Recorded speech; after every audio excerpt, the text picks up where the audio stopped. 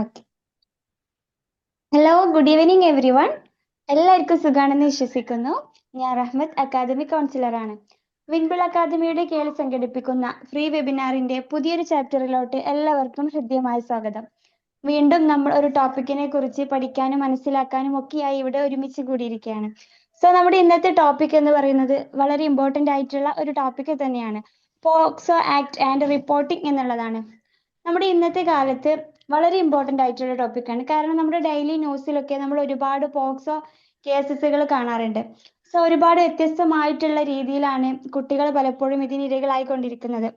So ഓരോ കുട്ടിക്കും സുരക്ഷിതമായിട്ടുള്ള ഒരു ബാല്യം, പേടിയില്ലാത്തൊരു ജീവിതം ലഭിക്കേണ്ടത് അവരുടെ അവകാശമാണ്.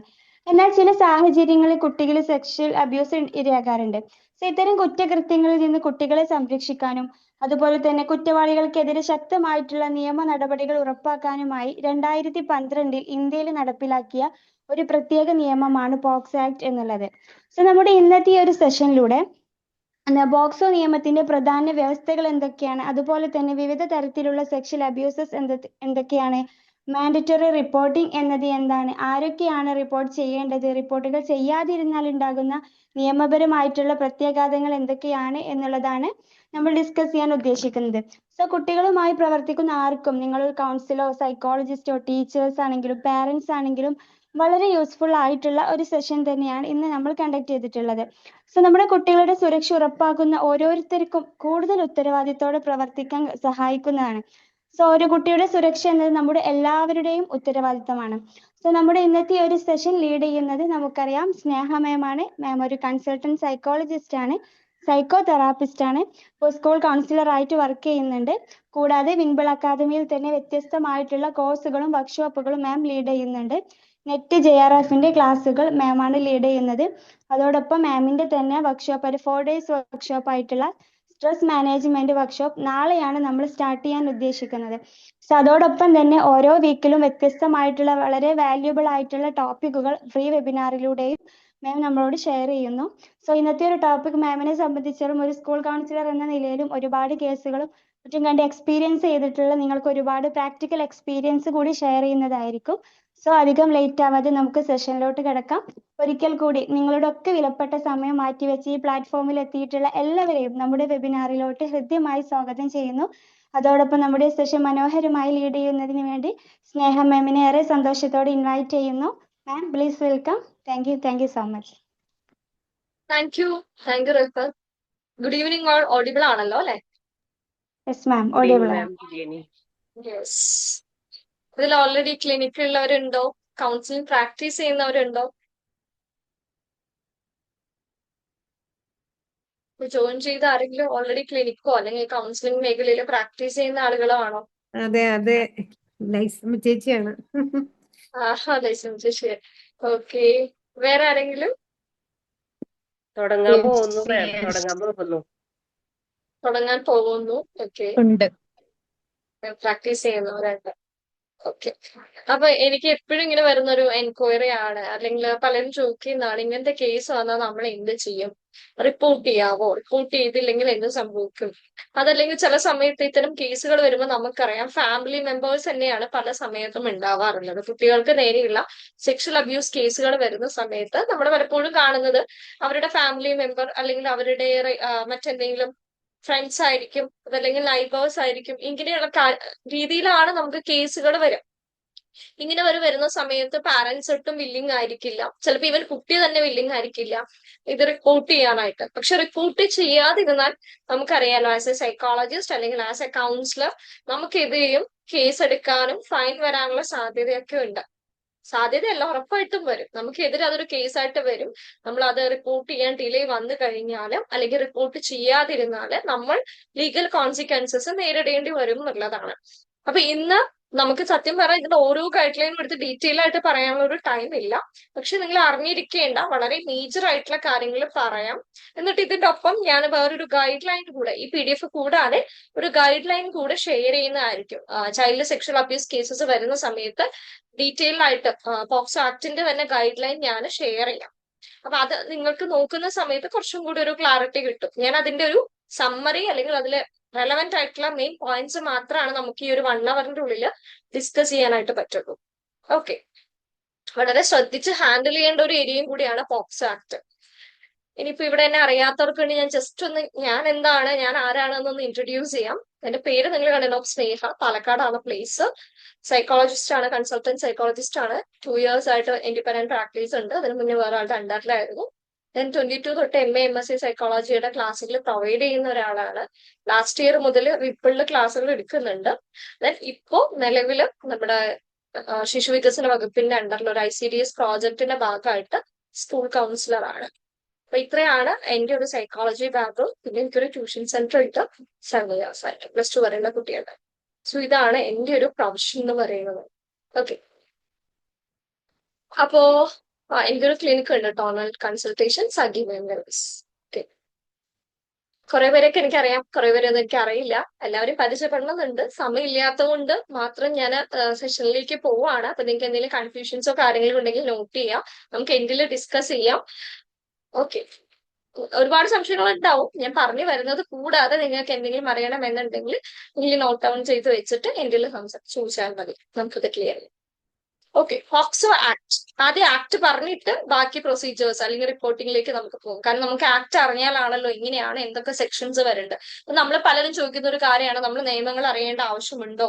ആസ് എ സൈക്കോളജിസ്റ്റ് നമ്മൾ നിയമങ്ങൾ അറിഞ്ഞിരിക്കണം. ഈ നിയമങ്ങൾ മാത്രമല്ല, നമ്മൾ വർക്ക് ചെയ്യുന്ന ഒരു മേഖല എന്താണോ അതുമായി ബന്ധപ്പെട്ടിട്ടുള്ള നിയമങ്ങളെല്ലാം നമ്മൾ അറിഞ്ഞിരിക്കേണ്ട അത്യാവശ്യമാണ്. ഇപ്പൊ നിങ്ങൾ ഒരു കുട്ടികളുടെ ഏരിയയിൽ വർക്ക് ചെയ്യുകയാണെങ്കിൽ കുട്ടികളുമായി ബന്ധപ്പെട്ട് കിടക്കുന്ന എല്ലാ നിയമങ്ങളെ പറ്റിയും നിങ്ങൾ അറിഞ്ഞിരിക്കുക എന്നുള്ളത് ഏറ്റവും അത്യാവശ്യമായിട്ടുള്ള കാര്യം. നമ്മൾ അനിവാര്യമാണ്. നമ്മൾ സൈക്കോളജിസ്റ്റുകളാണ്, തെറപ്പി മാത്രം അറിഞ്ഞാൽ മതി, അങ്ങനെയില്ല.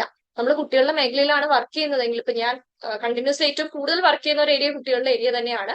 മറ്റുള്ളതൊക്കെ ഉണ്ടെങ്കിൽ പോലും, മറ്റേ തെറാപ്പി സെഷൻസ് അഡൽട്സിന് എടുക്കുന്നുണ്ടെങ്കിൽ പോലും, ഈ പറഞ്ഞ പോലെ കുട്ടികളുടെ ഏരിയയിൽ വരുമ്പോൾ നമുക്ക് ആ ചിൽഡ്രൻസിന്റെ റൈറ്റ്സ്, അത് റിലേറ്റഡ് ആയിട്ടുള്ള നിയമങ്ങള്, ഇതെല്ലാം നമ്മൾ അറിഞ്ഞിരിക്കണം. ഓക്കെ, അപ്പൊ പോക്സോ ആക്ട് എന്ന് പറയുന്നത് protection of children from sexual offences ആണ്. 2012 ഈ ഒരു നിയമം വന്നിട്ടുള്ളത്. 18 വയസ്സിന് താഴെയുള്ള ഏതൊരു കുട്ടിയെയും പ്രൊട്ടക്ട് ചെയ്യാൻ വേണ്ടി വന്നിട്ടുള്ള ഒരു പ്രത്യേക നിയമമാണ്, ഒരു സ്പെഷ്യൽ ലോ തന്നെയാണ് പോക്സോ എന്ന് പറയുന്നത്. അത് ഏത് തരത്തിലാവാം, സെക്ഷൽ അബ്യൂസ് ആവാം, അസാൾട്ട് ആവാം, ഹറാസ്മെന്റ് ആവാം, പോണോഗ്രഫീസ്. ഇതിൽ ഏതാണെങ്കിലും എന്തിന്റെ അണ്ടറിലാണ് വരുന്നത്? പോക്സോയുടെ അണ്ടറിലാണ് വരുന്നത്. ഇതൊരു ജെൻഡർ ന്യൂട്രൽ ആണ് കേട്ടോ. പെൺകുട്ടിയെ മാത്രം അങ്ങനെയല്ല. കാരണം നമുക്കറിയാം, ആൺകുട്ടികൾക്ക് നേരിയ പല രീതിയിലുള്ള ലൈംഗികാതിക്രമങ്ങളും നടന്നുകൊണ്ടിരിക്കുന്ന ഒരു നാടാണ് നമ്മുടെ. അപ്പൊ അതൊക്കെ വരുന്ന സമയത്ത് ആൺകുട്ടികൾക്കും പെൺകുട്ടികൾക്കും ഒരേപോലെ സംരക്ഷണം കൊടുക്കുന്ന ജെൻഡർ ന്യൂട്രൽ ലോ ആണ് പോക്സോ. ഇതിന്റെ മെയിൻ ലക്ഷ്യം എന്ന് പറയുന്നത് വെറുതെ ഈ സെക്ഷൽ ഒഫൻസിനെതിരെ കംപ്ലൈന്റ് കൊടുക്കുക, അത് മാത്രമല്ല, അല്ലെങ്കിൽ കുട്ടികളെ ഒരു സെക്ഷൽ ഒഫൻസിൽ നിന്ന് പ്രൊട്ടക്ട് ചെയ്യാം. ഇതിന്റെ ഒരു പ്രൊസീജിയേഴ്സ് കുറച്ചും കൂടി ചൈൽഡ് ഫ്രണ്ട്ലി ആക്കുക എന്നുള്ളതാണ്. നമുക്കറിയാം, ഒരു കേസൊക്കെ വരുമ്പോ കോടതി പോയി നിൽക്കുക എന്നുള്ളതൊക്കെ ഭയങ്കര പേടിയുള്ള ഒരു പ്രോസസ്സാണ്. പ്രത്യേകിച്ചും കുട്ടികളാകുമ്പോൾ അത് ഭയങ്കര ബുദ്ധിമുട്ടായിരിക്കും. അപ്പൊ നമുക്ക് ഇവിടെ ആ ഒരു പ്രൊസീജിയേഴ്സ് ഒക്കെ വ്യത്യാസങ്ങളുണ്ട്. അപ്പൊ ചൈൽഡ് ഫ്രണ്ട്ലി ആയിട്ടുള്ള ഒരു ഇൻവെസ്റ്റിഗേഷനും ചൈൽഡ് ഫ്രണ്ട്ലി ആയിട്ടുള്ള ഒരു ട്രയലും കാര്യങ്ങളും ഒക്കെയാണ് വരുന്നത്. സ്പെഷ്യൽ കോർട്ടുകളുണ്ട് പോക്സോയ്ക്ക്. ഒരു സ്പീഡി, വളരെ പെട്ടെന്നുമാണ്, ഡിലേ ഉണ്ടാവില്ല. നമ്മളൊക്കെ പറഞ്ഞ ഒരു കോടതി പോയ വർഷങ്ങൾ എടുക്കും ഒരു കേസ് നടന്ന് അല്ലെ ഇത് വരാനായിട്ട് എന്നുള്ളത്. അങ്ങനെയല്ല, അവിടെയൊക്കെ ഇതിൽ മാറ്റങ്ങൾ ഉണ്ട്. ദെൻ ഏതൊരു കുട്ടിയുടെയും dignity, privacy and best interest of the child, ഇത്രയും കാര്യങ്ങൾ പ്രൊട്ടക്ട് ചെയ്യുക എന്നുള്ളതാണ് ഇതിന്റെ ലക്ഷ്യം, പോക്സോയുടെ ലക്ഷ്യം. ഇപ്പൊ ജസ്റ്റ് ഒരു സെക്ഷൽ ഒഫൻസിനെതിരെ ഒരു കേസ് കൊടുക്കാൻ വേണ്ടി മാത്രമുള്ള ഒരു നിയമമല്ല. അതിലൂടെ കടന്നു പോകുന്ന ഓരോ കുട്ടിയുടെയും പ്രൈവസിയും ഡിഗ്നിറ്റിയും, ആ കുട്ടിയുടെ നീഡ് എന്താണോ അത് പ്രൊട്ടക്ട് ചെയ്തുകൊണ്ട് ആ കുട്ടിയെ സേഫ് ആക്കിക്കൊണ്ട്, അതായത് വീണ്ടും വീണ്ടും അതൊരു ട്രോമയായിട്ട് മാറാതെ ഒരു ചൈൽഡ് ഫ്രണ്ട്ലി ഇൻവെസ്റ്റിഗേഷനിലൂടെ മാത്രം പെട്ടെന്ന്, വളരെ പെട്ടെന്ന് തന്നെ ഒരു നിയമത്തിന് മുന്നിൽ അവരെ കൊണ്ടുവരിക എന്നുള്ളതാണ് ഈ ഒരു ആക്ടിന്റെ പ്രത്യേകത എന്ന് പറയുന്നത്. ഇനി ആരാണ് കുട്ടി? 18 വയസ്സിന് താഴെയുള്ള ആരും കുട്ടിയാണ്. നമ്മൾ നോർമലി അങ്ങനെ തന്നെയാണ് കണക്കാക്കാറുള്ളത്. അപ്പൊ ഭയങ്കര ചെറിയ കുട്ടികളെ മാത്രമല്ല നമ്മൾ കുട്ടികൾ പറയാം. 17 വയസ്സുള്ള ഒരു കുട്ടി ആണെങ്കിലും 17 വയസ്സുള്ളെങ്കിലും അവരും ഒരു എന്താണ്, കുട്ടിയാണ് എന്നുള്ളതാണ്. അപ്പൊ 18 വയസ്സിന് താഴെ പ്രായമുള്ള ആരെയും നമുക്ക് കുട്ടിയായിട്ട് കണക്കാക്കാം. ഇനി എന്താണ് മേജർ ഒഫൻസസ്? പോക്സോ ആക്ടിന്റെ അണ്ടറിൽ ഫസ്റ്റ് വരുന്നത് പെനിട്രേറ്റീവ് സെക്ഷൽ അസോൾട്ട് ആണ്. നമുക്കറിയാലോ, കുട്ടിയുടെ വജൈനയിലേക്കോ മൗത്തിലേക്കോ യുറേത്രയിലേക്കോ ഏനസിലേക്കോ ഏതെങ്കിലും ബോഡി പാർട്ടിലേക്ക് പെനിട്രേഷൻ ഉണ്ടാവുകയോ അല്ലെങ്കിൽ കുട്ടിയെ കൊണ്ട് നിർബന്ധിച്ച് ചെയ്യിക്കുകയോ ചെയ്തിട്ടുണ്ടെങ്കിൽ അത് പെനിട്രേറ്റീവ് സെക്ഷൽ അസോൾട്ട് ആണ്. Then aggravated penetrative sexual assault ഈ പറഞ്ഞ പോലെ ഇപ്പൊ ഇവിടേക്ക് ട്രസ്റ്റോ അതോറിറ്റിയോ ഉള്ള ആരെങ്കിലും ചെയ്യുകയാണെങ്കിൽ, അതായത് നമ്മൾ തന്നെ കേൾക്കാറുണ്ടല്ലോ, അച്ഛൻ അല്ലെങ്കിൽ അങ്കിൾ അല്ലെങ്കിൽ ഫാമിലി മെമ്പർ ആയിട്ടുള്ള ആരെങ്കിലും, അതല്ലെങ്കിൽ ഒരു ടീച്ചർ, അതല്ലെങ്കിൽ ഒരു സ്ഥാപനത്തിലെ ഒരു സ്റ്റാഫ്, ഇതൊക്കെയാണ് അഗ്രവേറ്റഡ് പെനിട്രേറ്റീവ് സെക്ഷൽ. ഇവർ ഇത് ചെയ്യുകയാണെങ്കിൽ, സെക്ഷൽ അസാൾട്ട് ഇവരാണ് ചെയ്യുന്നതെങ്കിൽ അതിനെ നമ്മൾ ഇങ്ങനെയാണ് പറയും, by a person in position of a trust or authority. മൂന്നാമത്തത് സെക്ഷൽ അസോൾട്ട്. അറിയാലോ, ഇവിടെ പെനിട്രേഷൻ ഇല്ല, പക്ഷെ സെക്ഷൽ ടച്ചിങ്ങും ഫിസിക്കൽ കോണ്ടാക്റ്റും ഒക്കെ ഉണ്ടായിട്ടുണ്ടെങ്കിൽ അതിനെയാണ് നമ്മൾ പറയുക, അത് അതോറിറ്റിയോ അല്ലെങ്കിൽ മറ്റാരെങ്കിലും എന്താ പറയുക ട്രസ്റ്റഡ് പേഴ്സണോ ആണെങ്കിൽ അഗ്രവേറ്റഡ് സെക്ഷൽ അസോൾട്ട് എന്ന് പറയും. ഇനി അടുത്തതാണ് സെക്ഷൽ ഹറാസ്മെന്റ്. സെക്ഷലി ഉള്ള വാക്കുകൾ ഉപയോഗിക്കുക, അതുമായിട്ട് അത്തരം അബ്യൂസ് ചെയ്യുക, പോണോഗ്രഫി കുട്ടിക്ക് കാണിച്ചു കൊടുക്കുക, സെക്ഷൽ ഇന്ററിനോട് കൂടെ കുട്ടീനെ ഫോളോ ചെയ്യുകയോ കോണ്ടാക്ട് ചെയ്യുകയോ ചെയ്യുക, അല്ലെ, ആ സെക്ഷലി ഇതാവാൻ വേണ്ടി ആ കുട്ടീനെ ത്രെട്ടൻ ചെയ്യുക, ഇങ്ങനെയൊക്കെയുള്ള രീതിയിലെല്ലാം വരും. പിന്നെ വരുന്നതാണ് പോർണോഗ്രാഫിക് ആവശ്യങ്ങൾക്ക് വേണ്ടി കുട്ടി ഉപയോഗിക്കുക എന്നുള്ളത്. പ്രത്യേകം കൊടുക്കാൻ കാരണം കുട്ടിയുടെ ഫോട്ടോസോ കാര്യങ്ങളോ സൂക്ഷിക്കുകയോ പ്രൊഡ്യൂസ് ചെയ്യുകയോ സ്റ്റോർ ചെയ്യുകയോ ഡിസ്ട്രിബ്യൂട്ട് ചെയ്യുകയോ അതല്ലെങ്കിൽ മറ്റൊരാൾക്ക് ഷെയർ ചെയ്യുകയോ ഒക്കെ ചെയ്യുന്നതെല്ലാം ഇതിന്റെ അണ്ടറിൽ വരും. ഇത്രയും കാര്യങ്ങൾ എന്തിന്റെ അണ്ടറിലാണ് വരുന്നത്? പോക്സോയുടെ അണ്ടറിൽ ഒഫൻസ് ആയിട്ട് വരുന്നതാണ്. റീസെന്റ് ഒരു ന്യൂസ് ഉണ്ടായല്ലോ, ഒരു ക്ലാസ് റൂമില് കുറച്ച് കുട്ടികള് ഒരു പെൺകുട്ടീനെ കേട്ടിരുന്നോ കളിയാക്കുകയും മുകളിൽ നിന്ന് എടുത്ത് ചാടുകയും ചെയ്തൊരു കേസ്. നിങ്ങൾ ആരും കണ്ടില്ല? Yes ma'am. കണ്ടു. അതായത് പറയുന്ന കുട്ടിക്ക് നേരെ എന്തൊക്കെയോ സെക്ഷലി കുട്ടീനെ കളിയാക്കുകയും സെക്ഷൽ വാക്കുകൾ ഉപയോഗിക്കുകയും ചെയ്തു എന്നാണ്. കുട്ടി പല പ്രാവശ്യം പോയിട്ട് ടീച്ചറോട് കംപ്ലൈന്റ്, ആ വീഡിയോ ഒക്കെ നമ്മൾ കണ്ടതാണ് അല്ലെ. ആ കുട്ടി ടീച്ചറോട് പോയി കംപ്ലൈന്റ് ചെയ്യുമ്പോൾ ടീച്ചർ കാര്യമാക്കുന്നില്ല, കുട്ടി വീണ്ടും തിരിച്ചു വന്നിരിക്കുന്നു, വീണ്ടും പോയിട്ട് കംപ്ലൈന്റ് ചെയ്യാൻ പോകുന്നു, പിന്നെയും കേൾക്കാതെ വരുമ്പോഴാണ് കുട്ടി എന്ത് ചെയ്യുന്നത്, മുകളിലെ നിലയിൽ നിന്ന് താഴേക്ക് ചാടി മരിക്കുന്നത് എന്നുള്ളത്. എന്തായാലും ആ ടീച്ചർക്കെതിരെ അത് കേസായിട്ട് വരും, കാരണം ആ ടീച്ചർ ഇതവിടെ കണ്ടിട്ടില്ല. അപ്പൊ അതിന്റെ ഒക്കെ ഒരു അപ്ഡേറ്റ് നടക്കുന്നുണ്ട്. പിന്നെ റീസെന്റ് ഉണ്ടായ മറ്റൊരു ന്യൂസ് ആയിരുന്നു ഒരു അംഗൻവാടിയുടെ. അതും നിങ്ങൾ കേട്ടായിരുന്നു, അംഗൻവാടിയിൽ ഉണ്ടായ ഇൻസിഡന്റ്. 3 വയസ്സായ ഒരു കുഞ്ഞിനെ. കേട്ടു. യെസ്. അപ്പൊ ഇത്രയും കേസസ് നമ്മുടെ നാട്ടിൽ നടന്നുകൊണ്ടിരിക്കുകയാണ്. അപ്പോ ഇതൊരു സൈഡ്. ഇനി വേറൊരു കാര്യം എന്താണെന്ന് വെച്ചാൽ നമ്മുടെ അടുത്തേക്ക് വരുന്നത്, ഇതൊക്കെ ഇപ്പൊ ഓൾറെഡി നടന്നുകൊണ്ടിരിക്കുന്ന കേസുകളാണ്. നമ്മുടെ അടുത്തേക്ക് വരുമ്പോൾ പോക്സോ ആയിട്ടല്ല പല കേസുകളും വരാം. കുട്ടി ആൻസൈറ്റിയിലൂടെ കടന്നു പോകുന്നതായിട്ടോ ഡിപ്രഷനിൽ പോകുന്നതായിട്ടോ അല്ലെങ്കിൽ കുട്ടിയുടെ പെരുമാറ്റത്തിലെ മാറ്റങ്ങൾ കൊണ്ടൊക്കെ ആയിരിക്കും നമ്മുടെ അടുത്തേക്ക് വരുന്നത്. സംസാരിച്ച് വരുമ്പോൾ മാത്രമേ നമുക്ക് അറിയുള്ളൂ ഇത് പോക്സോയുടെ അണ്ടറിൽ വരും എന്നുള്ളത്. നമ്മൾ ശ്രദ്ധിക്കുക, പോക്സോ ആക്ട് എന്ന് പറയുന്നത് ജെൻഡർ ന്യൂട്രൽ ആണ്, ചൈൽഡ് ഫ്രണ്ട്ലി റിപ്പോർട്ടിംഗ് ഉണ്ട്, എപ്പോഴും സ്റ്റേറ്റ്മെന്റ്സ് ഒക്കെ വുമൺ പോലീസ് ഓഫീസർ WPO ആണ് അത് നോട്ട് ചെയ്യണം. വുമൺ പോലീസ് ഓഫീസർ ആണ്. ഇപ്പൊ ഐഡന്റിറ്റി ഓഫ് ദ ചൈൽഡ് എപ്പോഴും കോൺഫിഡൻഷ്യൽ ആയിരിക്കും. പെനിട്രേഷൻ ഒക്കെ ഉണ്ടായ കേസുകളിൽ മെഡിക്കൽ എക്സാമിനേഷൻ വേണ്ടി വരും. സ്പെഷ്യൽ കോർട്ടുകളിലാണ് ട്രയൽ കണ്ടക്ട് ചെയ്യുന്നത്. വളരെ സ്പീഡി ആയിട്ട് ഇരിക്കും. കോമ്പൻസേഷനും കുട്ടീനെ വീണ്ടും മാറ്റി റീഹാബിലിറ്റേഷൻ കൊടുക്കുക എന്നുള്ളതും ഇമ്പോർട്ടന്റ് ആണ്. ഇതെല്ലാം ഈ നിയമത്തിൽ വരും. അപ്പൊ ഞാൻ പറഞ്ഞു, നമ്മുടെ അടുത്തേക്ക് വരുന്ന ഒരു കേസ് ഒരിക്കലും ആദ്യമേ എന്റെ കുട്ടിയെ ആരോ സെക്ഷൽ അബ്യൂസ് ചെയ്തു, കുട്ടിയുടെ മൂഡ് മാറി എന്ന് പറഞ്ഞിട്ടൊന്നും ഒരു പാരന്റും കൊണ്ടുവരില്ല. നമ്മുടെ അടുത്തേക്ക് വരുമ്പോൾ കുട്ടിയുടെ ബിഹേവിയർ ഇഷ്യൂസ്, കോൺസ്റ്റന്റ് ആയിട്ടുള്ള ക്രൈയിങ്, നൈറ്റ് മെയേഴ്സ് ഉണ്ടാവാം, അല്ലെങ്കിൽ ബിഹേവിയറിൽ മാറ്റങ്ങൾ വന്നിട്ടുണ്ടാവാം, സംസാരിക്കാതെ ആയിട്ടുണ്ടാവാം, അതല്ലെങ്കിൽ ഈ പറഞ്ഞ പോലെ ആങ്ഷ്യസ് ബിഹേവിയേഴ്സോ അല്ലെങ്കിൽ എവിടെയെങ്കിലും സ്കൂളിൽ നിന്നൊക്കെ ഉണ്ടതാണെങ്കിൽ കുട്ടി സ്കൂളിൽ പോകാൻ മടി കാണിക്കുന്നു എന്നൊക്കെയുള്ള പേരുകളിലായിരിക്കാം അവർ നമ്മുടെ മുന്നിൽ എത്തുന്നത്. അപ്പൊ ആ കുട്ടിയോട് സംസാരിച്ച് വരുമ്പോഴാണ് നമ്മൾ അറിയാം കുട്ടിയുടെ വീട്ടിൽ നിന്നോ അല്ലെങ്കിൽ കുട്ടി പോകുന്ന വഴിയിൽ നിന്നോ അതല്ലെങ്കിൽ സ്കൂളിൽ നിന്നോ കുട്ടിക്കെതിരെ ഒരു സെക്ഷൽ അബ്യൂസ് നടന്നിട്ടുണ്ട് എന്നുള്ളത് നമുക്ക് മനസ്സിലാക്കാൻ പറ്റാം.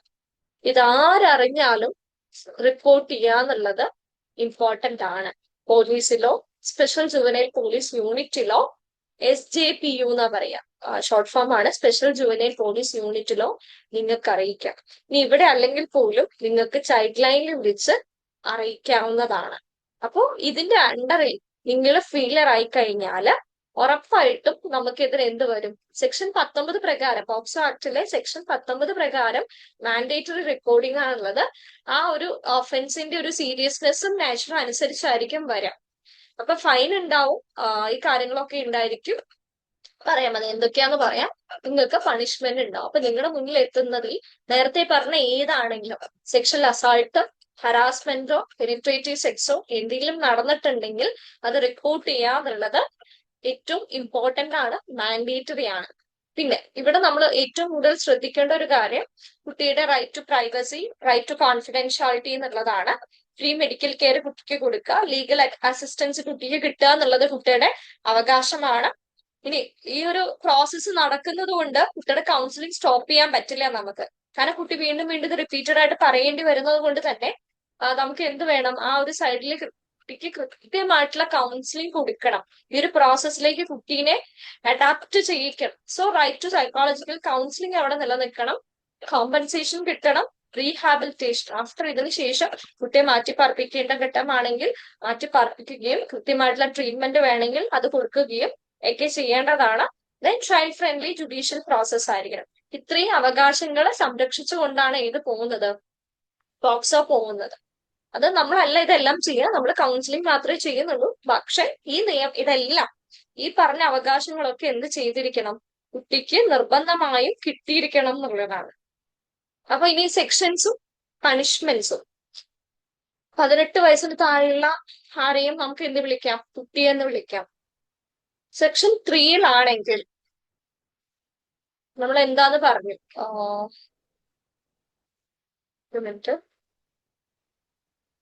സെക്ഷൻ 3 എന്ന് പറയുന്നത് സെക്ഷൽ അസാൾട്ടിനെ പറ്റിയിട്ടാണ് പറയുന്നത്. പെനിട്രേറ്റീവ് സെക്ഷൽ അസാൾട്ട് എന്താണ് എന്നുള്ളതാണ് സെക്ഷൻ 3 പറയുന്നത്. എന്തായിരുന്നു നമ്മൾ ഓൾറെഡി പറഞ്ഞു, വജീന, മൗത്ത്, യുറീത്ര, ഏനസിലേക്കൊക്കെ കുട്ടിയുടെ ഏതെങ്കിലും ബോഡി പാർട്ടോ ഒബ്ജക്റ്റോ വസ്തുവാകും. അല്ലെങ്കിൽ കുട്ടിയെ കൊണ്ട് ഫോഴ്സ് ചെയ്യിക്കുന്നതാണെങ്കിൽ അത് സെക്ഷൽ അസോൾട്ട് ആണ്. അവിടെയുള്ള പണിഷ്മെന്റ് എന്ന് പറയുന്നത് 10 വർഷത്തിൽ കുറയില്ല. 10 വർഷം മുതൽ ജീവപര്യന്തം വരെയും പോവാം. പിന്നെ ഫൈനും ഉണ്ടാവും അതിന്റെ കൂടെ വരുന്നത്. പിന്നെ അഗ്രവേറ്റഡ് ആണ്, അതായത് നമ്മൾ പറഞ്ഞു അവിടെ ഒരു ട്രസ്റ്റിലുള്ള ഒരാളോ അതോറിറ്റി ഉള്ള ഒരാളോ ആണെങ്കിൽ അവിടെ സെക്ഷൻ 6 പ്രകാരം പണിഷ്മെന്റ് വില നോട്ട് ലെസ് ദാൻ 20 years, 20 വർഷത്തിൽ കുറയാത്തതും ജീവപര്യന്തം വരെ പോകുന്നതും ഫൈനും വരും. ചില കേസസിൽ ഡെത്ത് പെനാൾട്ടി ആണ്. പക്ഷെ നമ്മുടെ ഇവിടെ അറിയാലോ വധശിക്ഷയൊക്കെ ഇപ്പൊ കൊടുക്കുന്നത് എത്രത്തോളം ഉണ്ടാകുന്നത്. എന്നാലും ജീവപര്യന്തമാണ് നമുക്കിപ്പം മാക്സിമം ആയിട്ട് കണക്കാക്കാനായിട്ട് പറ്റുന്നത്. സെക്ഷൻ 7 സെക്ഷൽ അസോൾട്ട് എന്താന്നുള്ളതാണ്. പെനിട്രേഷൻ ചെയ്യാതുള്ളതാണ് സെക്ഷൽ അസോൾട്ട്. അതിന് 3 വർഷത്തിൽ കുറയാത്തതും 5 വർഷം വരെ നീണ്ടു പോവാവുന്നതുമായിരിക്കും. അവിടെ ഫൈൻ അതിലും ഉണ്ടായിരിക്കും. ഫൈനൊക്കെ ചില സമയത്ത് മാറും, കൂടിയും കുറഞ്ഞൊക്കെ ഇരിക്കും. അത് ആ ഒരു ജഡ്ജിന്റെ ഇതുപോലെ ഉണ്ട് കേട്ടോ. മിനിമം ഇത്രയെന്നൊക്കെ ആ ഒരു ഗൈഡ് ലൈൻസിലുണ്ട്. നമ്മൾ ഇത്രയും അറിഞ്ഞിരിക്കുക, ഇയേഴ്സ് എത്രയാന്നുള്ളത് നമ്മൾ എന്തായാലും അറിഞ്ഞിരിക്കുക. ദെൻ അഗ്രവേറ്റഡ് സെക്ഷൽ അസോൾട്ട് ആണെന്നുണ്ടെങ്കിൽ 5 വർഷത്തിൽ കുറയാത്തതും 7 വർഷം വരെ പോകുന്നതുമാണ് പണിഷ്മെന്റ് വരുന്നത്. ഇനി സെക്ഷൽ ഹറാസ്മെന്റ്, ഇതില് അതായത് ഒരു സെക്ഷൽ ഇന്റർനോട് കൂടെ കുട്ടിയെ ഫോളോ ചെയ്യുക, കോണ്ടാക്ട് ചെയ്യുക, ത്രെട്ടൻ ചെയ്യുക, കുട്ടിക്ക് പോണോഗ്രഫി വീഡിയോസ് കാണിച്ചു കൊടുക്കുക.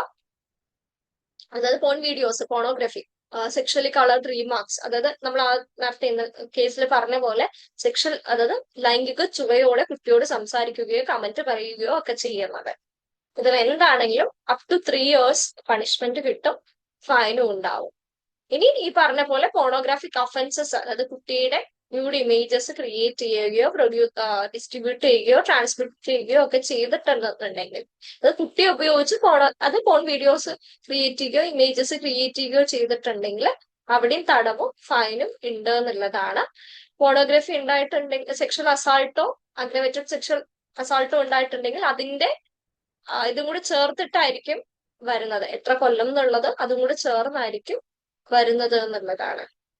ഓക്കെ, ദെൻ അപ്പൊ ഈ പറഞ്ഞ പോലെ ഒഫൻസസ്, അതായത് ഈ ഒരു പണിഷ്മെന്റ് നമുക്കിത് ചെയ്യാനുള്ള ഒരു എൻകറേജ് ചെയ്യുക, ഇതിന് സഹായം ചെയ്തു കൊടുക്കുക. ഇപ്പൊ അംഗൻവാടി വർക്കറുടെ ഒക്കെ ഒരു കാര്യത്തിൽ അത് വന്നിട്ടുണ്ട്, ഇവര് ഫെസിലിറ്റേറ്റ് ചെയ്തു, എൻകറേജ് ചെയ്തു എന്നുള്ളതൊക്കെ ഉള്ളത്. അപ്പൊ ആ ഒരു ഒഫൻസിന് എന്താണോ, അതായത് ആ ഒരു വ്യക്തി കുറ്റം ചെയ്ത വ്യക്തിക്ക് എന്ത് പണിഷ്മെന്റ് ആണോ കിട്ടിയത്, സെയിം പണിഷ്മെന്റ് തന്നെ അതിനെ എൻകറേജ് ചെയ്ത, അതിന് സഹായം ചെയ്ത് കൊടുത്ത വ്യക്തിക്കും കിട്ടും എന്നുള്ളതാണ്. അപ്പൊ അയാൾക്ക് 7 വർഷമാണെങ്കിൽ ഇവർക്ക് 7 വർഷം, അയാൾക്ക് 3 വർഷമാണെങ്കിൽ ഇവർക്ക് 3 വർഷം. ആ ഒരു രീതിയിലാണ് വരുന്നത്. അപ്പൊ കമ്മിറ്റ് ചെയ്യാൻ ശ്രമം നടന്നിട്ടുണ്ടെങ്കിൽ മാക്സിമം പണിഷ്മെന്റിന്റെ ഒരു ഹാഫ് എന്നുള്ള രീതിയിൽ ആയിരിക്കും വരുന്നത്. അത് ഏത് കാറ്റഗറിയിലാണ് നമ്മൾ നോക്കിയിട്ടിരിക്കും. പെനിട്രേറ്റീവ് ആണോ, അതല്ല ഹറാസ്മെന്റ് ആണോ, ഏതാണോ, അതിന്റെ മാക്സിമം പണിഷ്മെന്റ് പകുതിയായിരിക്കും അറ്റംപ്റ്റ് ചെയ്താൽ തന്നെ കിട്ടുന്നത് എന്നുള്ളതാണ്. ഇതൊക്കെയാണ് നമ്മൾ അറിഞ്ഞിരിക്കുക, പറഞ്ഞു കൊടുക്കാനുള്ള ഒരു കാര്യം. ഇതൊന്നും അറിഞ്ഞില്ലെങ്കിലും as a psychologist or teacher, school authorities നിർബന്ധമായിട്ടും അറിഞ്ഞിരിക്കേണ്ട ഒരു കാര്യമാണ് മാൻഡേറ്ററി റിപ്പോർട്ടിംഗ്. ഏതൊരു വ്യക്തിയാണെങ്കിലും, ഇത് എല്ലാ പാരന്റ്സിനും പറയുന്നത് കേട്ടോ, ഏതൊരു വ്യക്തിയാണെന്നുണ്ടെങ്കിലും ഇത് അറിഞ്ഞു കഴിഞ്ഞാൽ നിർബന്ധമായിട്ടും പോലീസിലോ SJPUവിലോ നിർബന്ധമായിട്ടും റിപ്പോർട്ട് ചെയ്തിരിക്കണം. സെക്ഷൻ 19 മാൻഡേറ്ററി റിപ്പോർട്ടിംഗ് ആണ്. ഇത് നമ്മൾ ഫെയിൽ ആയി കഴിഞ്ഞാൽ, ഫെയിലിയർ ടു റിപ്പോർട്ട് ആണെങ്കിൽ 6 മാസം മുതൽ 6 മാസം എന്ത് ചെയ്യും? തടവും, അതല്ലെങ്കിൽ പിഴയോ, ചില സമയത്ത് രണ്ടുമോ കിട്ടാനുള്ള സാധ്യതയുണ്ട്. പിന്നെ വരുന്നത് ഒരു ചാർജ് ഓഫ് ആൻ ഇൻസ്റ്റിറ്റ്യൂഷൻ, അതായത് സ്കൂളിൽ പലപ്പോഴും സ്കൂളുകാർ വില്ലിങ് ആയിരിക്കില്ല റിപ്പോർട്ട് ചെയ്യാൻ അറിഞ്ഞു കഴിഞ്ഞാൽ. കാരണം എന്താണ്? സ്കൂളിന്റെ റെപ്യൂട്ടേഷൻ, HMനുള്ള ആ അധികാരം ഉണ്ടാവില്ല, മാനേജ്മെന്റ് അവർക്ക് എതിരെ തിരിയും, അങ്ങനെയൊക്കെ ഉള്ളത് കൊണ്ട് ഇവർ മടി കാണിക്കും. പിന്നെ എന്തെങ്കിലും ഇഷ്യൂസ് ഒക്കെ ആകുമ്പോഴായിരിക്കും അറിയുന്നത്. അങ്ങനെ വന്നു കഴിഞ്ഞാൽ അവർക്ക് 1 വർഷം വരെ തടവും പിഴയും ആയിരിക്കും കിട്ടുന്നത് എന്നുള്ളതാണ്. ഇനി ഫോൾസ് കംപ്ലൈന്റ് എന്നുള്ളതാണ്. ഇന്റൻഷനലി ഫോൾസ് കംപ്ലൈന്റ് കൊടുത്തു കഴിഞ്ഞാൽ അതും ഇഷ്യൂസ് ആവാറുണ്ട് എന്നുള്ളതാണ്. ഓക്കെ. ദെൻ ഡിസ്ക്ലോഷർ, നമ്മൾ പബ്ലിക് ആയിട്ട് അത് റിവീൽ ചെയ്ത്, നിങ്ങൾക്കറിയാം വീഡിയോസ് ഒക്കെ വരുന്ന സമയത്തെല്ലാം ഫേസ് ബ്ലർഡ് ആയിരിക്കും, ഫോട്ടോസ് ഒക്കെ ഷെയർ ചെയ്യുന്ന സമയത്ത്. പബ്ലിഷ് ചെയ്യുകയോ റിവീൽ ചെയ്യുകയോ ചെയ്ത് കഴിഞ്ഞാൽ അതും പ്രശ്നം. നമ്മളിപ്പോ ഒരു കാര്യം അറിഞ്ഞു, നമ്മൾ പോലീസിലേക്ക് റിപ്പോർട്ട് ചെയ്തു, നമുക്കത് മാൻഡേറ്ററി ആണ്, നമ്മൾ കോൺഫിഡൻഷ്യാലിറ്റി ബ്രേക്ക് ചെയ്തിട്ടുണ്ട്. പക്ഷേ അത് പബ്ലിക് ആക്കുക എന്നുള്ളതിന് ഉള്ളൊരു ലൈസൻസ് അല്ല. നമ്മൾ കോൺഫിഡൻഷ്യാലിറ്റി ബ്രേക്ക് ചെയ്തത് അതേപോലെ കോൺഫിഡൻഷ്യൽ ആയിട്ട് സൂക്ഷിക്കുന്ന ആളുകളിലേക്ക് മാത്രമാണ്. അത്രയും പ്രൈവസി ആ കുട്ടിയുടെ കീപ്പ് ചെയ്യുക. കാരണം ആ കുട്ടിക്ക് ഇനിയും ഈ സമൂഹത്തിൽ ജീവിക്കേണ്ടത് കൊണ്ട് തന്നെ ഐഡന്റിറ്റി റിവീൽ ചെയ്യുകയോ പബ്ലിഷ് ചെയ്യുകയോ ചെയ്ത് കഴിഞ്ഞാൽ വീണ്ടും 6 months പണിഷ്മെന്റോ ഫൈനോ രണ്ടും കിട്ടാനുള്ള സാധ്യത ഉണ്ട്. ഇത്രയും കാര്യങ്ങളാണ് നിയമത്തിൽ വരുന്നത്. ഇത്രയല്ല, വേറെയും കുറെ ഉണ്ട്. പക്ഷെ മേജർ ആയിട്ട് നമ്മൾ അറിഞ്ഞിരിക്കേണ്ടത് ഇത്രയും കാര്യങ്ങളാണ്. ഇതിൽ ഓരോന്നിനും ഗൈഡ് ലൈൻസ് ഉണ്ട്. പോലീസ് അതെങ്ങനെ ഹാൻഡിൽ ചെയ്യണം, സ്കൂൾ അതോറിറ്റീസ്, അങ്ങനെ അങ്ങനെ ഓരോന്നിനും സ്പെഷ്യൽ ഡീറ്റെയിൽസ് അതിൽ ഓരോ പോയിന്റ് ഓരോ ഇതായിട്ട് കൊടുത്തിട്ടുണ്ട്. ഇനി എന്റെ ചോദ്യം അതല്ല, റിപ്പോർട്ട് എഴുതുന്നതിന് മുന്നേ ഉള്ള എന്റെ ഒരു ചോദ്യമാണ്, നിങ്ങൾ ഇങ്ങനൊരു കാര്യം കേട്ട് കഴിഞ്ഞാൽ ഒരു കൗൺസിലർ എങ്ങനെയാണ് കൺവിൻസ് ചെയ്യാം കുട്ടീനെ, അതല്ലെങ്കിൽ ഒരു പാരന്റിനെ എങ്ങനെയാണ് കൺവിൻസ് ചെയ്യാം? നിങ്ങൾക്ക് അറിയാവുന്നത് പറഞ്ഞു. അപ്പൊ കുട്ടി നമ്മളോട് പറയാണ് കുട്ടിയുടെ ഒരു റിലേറ്റീവ് വീട്ടിലുണ്ടെന്നും മുന്നേ കുട്ടിയോട് മോശമായി പെരുമാറിയിട്ടുണ്ട് ഇങ്ങനെ പലതവണ, പക്ഷെ വീട്ടിൽ കംപ്ലൈന്റ് ചെയ്തു, വീട്ടുകാർ അത് കാര്യമാക്കി, ആളെ ചീത്ത പറഞ്ഞു, പക്ഷെ അത് എന്ത് ചെയ്തില്ല, ഇങ്ങനെ പിന്നെ അങ്ങനെ അധികം ഉണ്ടായിട്ടില്ല. ആള് പക്ഷെ ഇപ്പോഴും ഇടയ്ക്കിടയ്ക്ക് ആ വീട്ടിൽ പോകുന്നുണ്ട്. അപ്പൊ കുട്ടിക്ക് പുള്ളിനെ കാണുമ്പോൾ കുട്ടിയുടെ ഉള്ളിൽ പേടി ഉണ്ടാവുകയും ബുദ്ധിമുട്ടുണ്ടാവുകയും ചെയ്യുന്നതായിട്ട് നിങ്ങളോട് പറയാണ്. സോ എങ്ങനെ നിങ്ങളത് ഹാൻഡിൽ ചെയ്യും? ഇതാണ് പറയുന്നത്. കുട്ടി നമ്മുടെ അടുത്തേക്ക് വന്നത് ആൻസൈറ്റി, ഫിയർ, പ്രശ്നങ്ങള്, കാര്യങ്ങളൊക്കെ ആയിട്ടാണ്. അപ്പൊ എന്താ ചെയ്യാൻ പറ്റാ നമുക്ക്? എങ്ങനെയാണ് കുട്ടിയോടോ പാരന്റിനെ ഇത് ബോധിപ്പിക്കാം? അല്ലെങ്കിൽ കുട്ടി ഇതും അല്ലെങ്കിൽ ഏറ്റവും ഫസ്റ്റ് സ്റ്റെപ്പ് പറയാൻ, കുട്ടി തുറന്ന് പറയുന്നില്ല, നിങ്ങൾ നോക്കിയപ്പോ ആങ്സൈറ്റിക്ക് എന്തോ കാരണമുണ്ട്, വേറെ ഒന്നും ഉണ്ടായിട്ടില്ല. അപ്പൊ ആ സമയത്ത് കുട്ടിയോട് എങ്ങനെ ചോദിക്കാം ഇങ്ങനെ എന്തെങ്കിലും ഉണ്ടായിട്ടുണ്ടോ എന്നുള്ളത്? ഡയറക്റ്റ് ആയിട്ട് ചെറിയ കുട്ടികളാകുമ്പോൾ നമുക്ക് പെട്ടെന്ന് നിങ്ങൾക്ക് സെക്ഷൽ അബ്യൂസ് നടന്നോ എന്ന് ചോദിക്കാൻ ഇത്തിരി ബുദ്ധിമുട്ടായിരിക്കും. സോ എങ്ങനെ നമുക്ക് ചോദിക്കാൻ പറ്റും?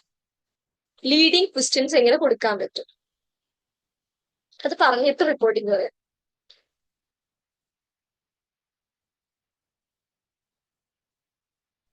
കുട്ടിയുടെ അടുത്ത് റാപ്പോ ബിൽഡ് ചെയ്യുന്ന ടൈമില് കുട്ടിയോട് ചെറുതായിട്ടുള്ള വിശേഷങ്ങളൊക്കെ ചോദിച്ച് ആരൊക്കെയുണ്ട്, വീട്ടിൽ ആരൊക്കെയുണ്ട്, എത്ര പേരുണ്ട്, എങ്ങനെയാണ്, റിലേറ്റീവ്സ് ഒക്കെ ആര്, അങ്ങനെ ഓരോ കുട്ടിക്ക് ഫേവറബിൾ ആയിട്ടുള്ള രീതി ചോദ്യങ്ങളൊക്കെ ചോദിച്ചിട്ട് വിസിറ്റേഴ്സ് ഒക്കെ വരാറുണ്ടോ, ആരാണ് കൂടുതൽ വരുന്നത്, അങ്ങനെയാണ്, മോൾക്ക് എന്തെങ്കിലും അവര് കൊണ്ടുതരാറുണ്ടോ, അങ്ങനെയൊക്കെ നമ്മൾ ആ കോണ്ടെക്സ്റ്റിനനുസരിച്ച് ചോദിച്ചു വരുമ്പോൾ കുട്ടിയെ കൊണ്ട് പറയാൻ നമ്മൾ മോട്ടിവേറ്റ് ചെയ്യിപ്പിക്കുക. കുട്ടി അന്നേരം അറിയാതെ പറഞ്ഞു പോകും. ആ ലെവലിലോട്ട് നമ്മൾ കുട്ടിയെ നേരിട്ടല്ലേ കാണുന്നത്. അപ്പൊ നമുക്കറിയാം ആ അതനുസരിച്ച് ഡീൽ ചെയ്യുക. കുട്ടിയുടെ റെസ്പോൺസ് അനുസരിച്ച് അടുത്ത ക്വസ്റ്റ്യൻ ചോദിക്കുക. അല്ല ഡയറക്റ്റ് ചോദിക്കാതെ കുട്ടിയെ കൊണ്ട് തന്നെ പറയിപ്പിക്കത്തക്ക രീതിയിൽ മോട്ടിവേറ്റ് ചെയ്യിപ്പിക്കുക. ഓക്കെ, വേറെ ആരെങ്കിലും ഒരാളും കൂടെ പറയാം. കുട്ടിക്ക് ചോദിച്ചത് ഇഷ്ടമില്ലാത്തവരാരാണ് ചോദിക്കുമ്പോൾ ചിലപ്പം പറഞ്ഞേക്കാം. ഇല്ലെങ്കിൽ നമുക്ക് പ്ലേ തെറാപ്പിയോ ആർട്ട് തെറാപ്പിയോ അങ്ങനെ എന്തെങ്കിലും നോക്കാം. ഓക്കെ ഓക്കെ, പല രീതിയിൽ ചോദിക്കാം. ഇപ്പൊ ഈ പറഞ്ഞൊക്കെ ശരിയാണ്. നമുക്ക് കുട്ടിയോട് ചോദിക്കാം വീട്ടിൽ ആരൊക്കെയുണ്ട്, ആരെയാണ് ഇഷ്ടം, ആരെയാണ് ഇഷ്ടമില്ലാത്തത്, എന്തൊക്കെ സ്കൂളിലാണെങ്കിൽ സ്കൂളിലുള്ള വിശേഷം, ഇന്ന ആളെ ഇഷ്ടമല്ല എന്ന് പറയുമ്പോ അതെന്താ ഇഷ്ടമില്ലാത്തെ, ആള് എങ്ങനെയാ എന്ന് ചോദിക്കുന്ന സമയത്ത് മേ ബി കുട്ടിയുടെ ആ ഒരു ഫിയറിന്ന് നമുക്കൊരു ഐഡിയ കിട്ടാം. അങ്ങനെ നമുക്ക് കുട്ടിയോട് ഫിയർ എന്തുകൊണ്ട് ആളെ പേടിക്കുന്നത്, എന്തെങ്കിലും മോളെ ഹാം ചെയ്തോ ഉപദ്രവിച്ചോ എന്നുള്ളത് നമുക്ക് ചോദിക്കാനായിട്ട് പറ്റും. മോളെ ഓർ മോനെ ആര് വേണമെങ്കിലും ആവാമല്ലോ. അല്ലെങ്കിൽ നമുക്കിപ്പോ കുട്ടി ഉറക്കം വരുന്നില്ല, രാത്രി ഉറങ്ങാൻ പറ്റുന്നില്ല, സ്വപ്നങ്ങൾ കാണുവാണ്, ഇങ്ങനെ ഒരു രീതിയിലാണ് നമ്മളോട് പറയുന്നെങ്കിൽ നമുക്ക് ചോദിക്കാം, ആണോ മോള് കുറെ ദിവസമായിട്ട് ഉറക്കം വരുന്നില്ല അല്ലെ, എന്താ പറ്റേ, എന്താ സ്വപ്നം കാണുന്നത്, അങ്ങനെ എന്തെങ്കിലും ഉണ്ടായോ, എന്തെങ്കിലും ഉണ്ടായ ശേഷമാണോ ഉറങ്ങാൻ പറ്റാതായത്, ആ രീതിയിൽ നമുക്ക് കുറച്ചും കൂടി അങ്ങനെയും ചോദിക്കാം.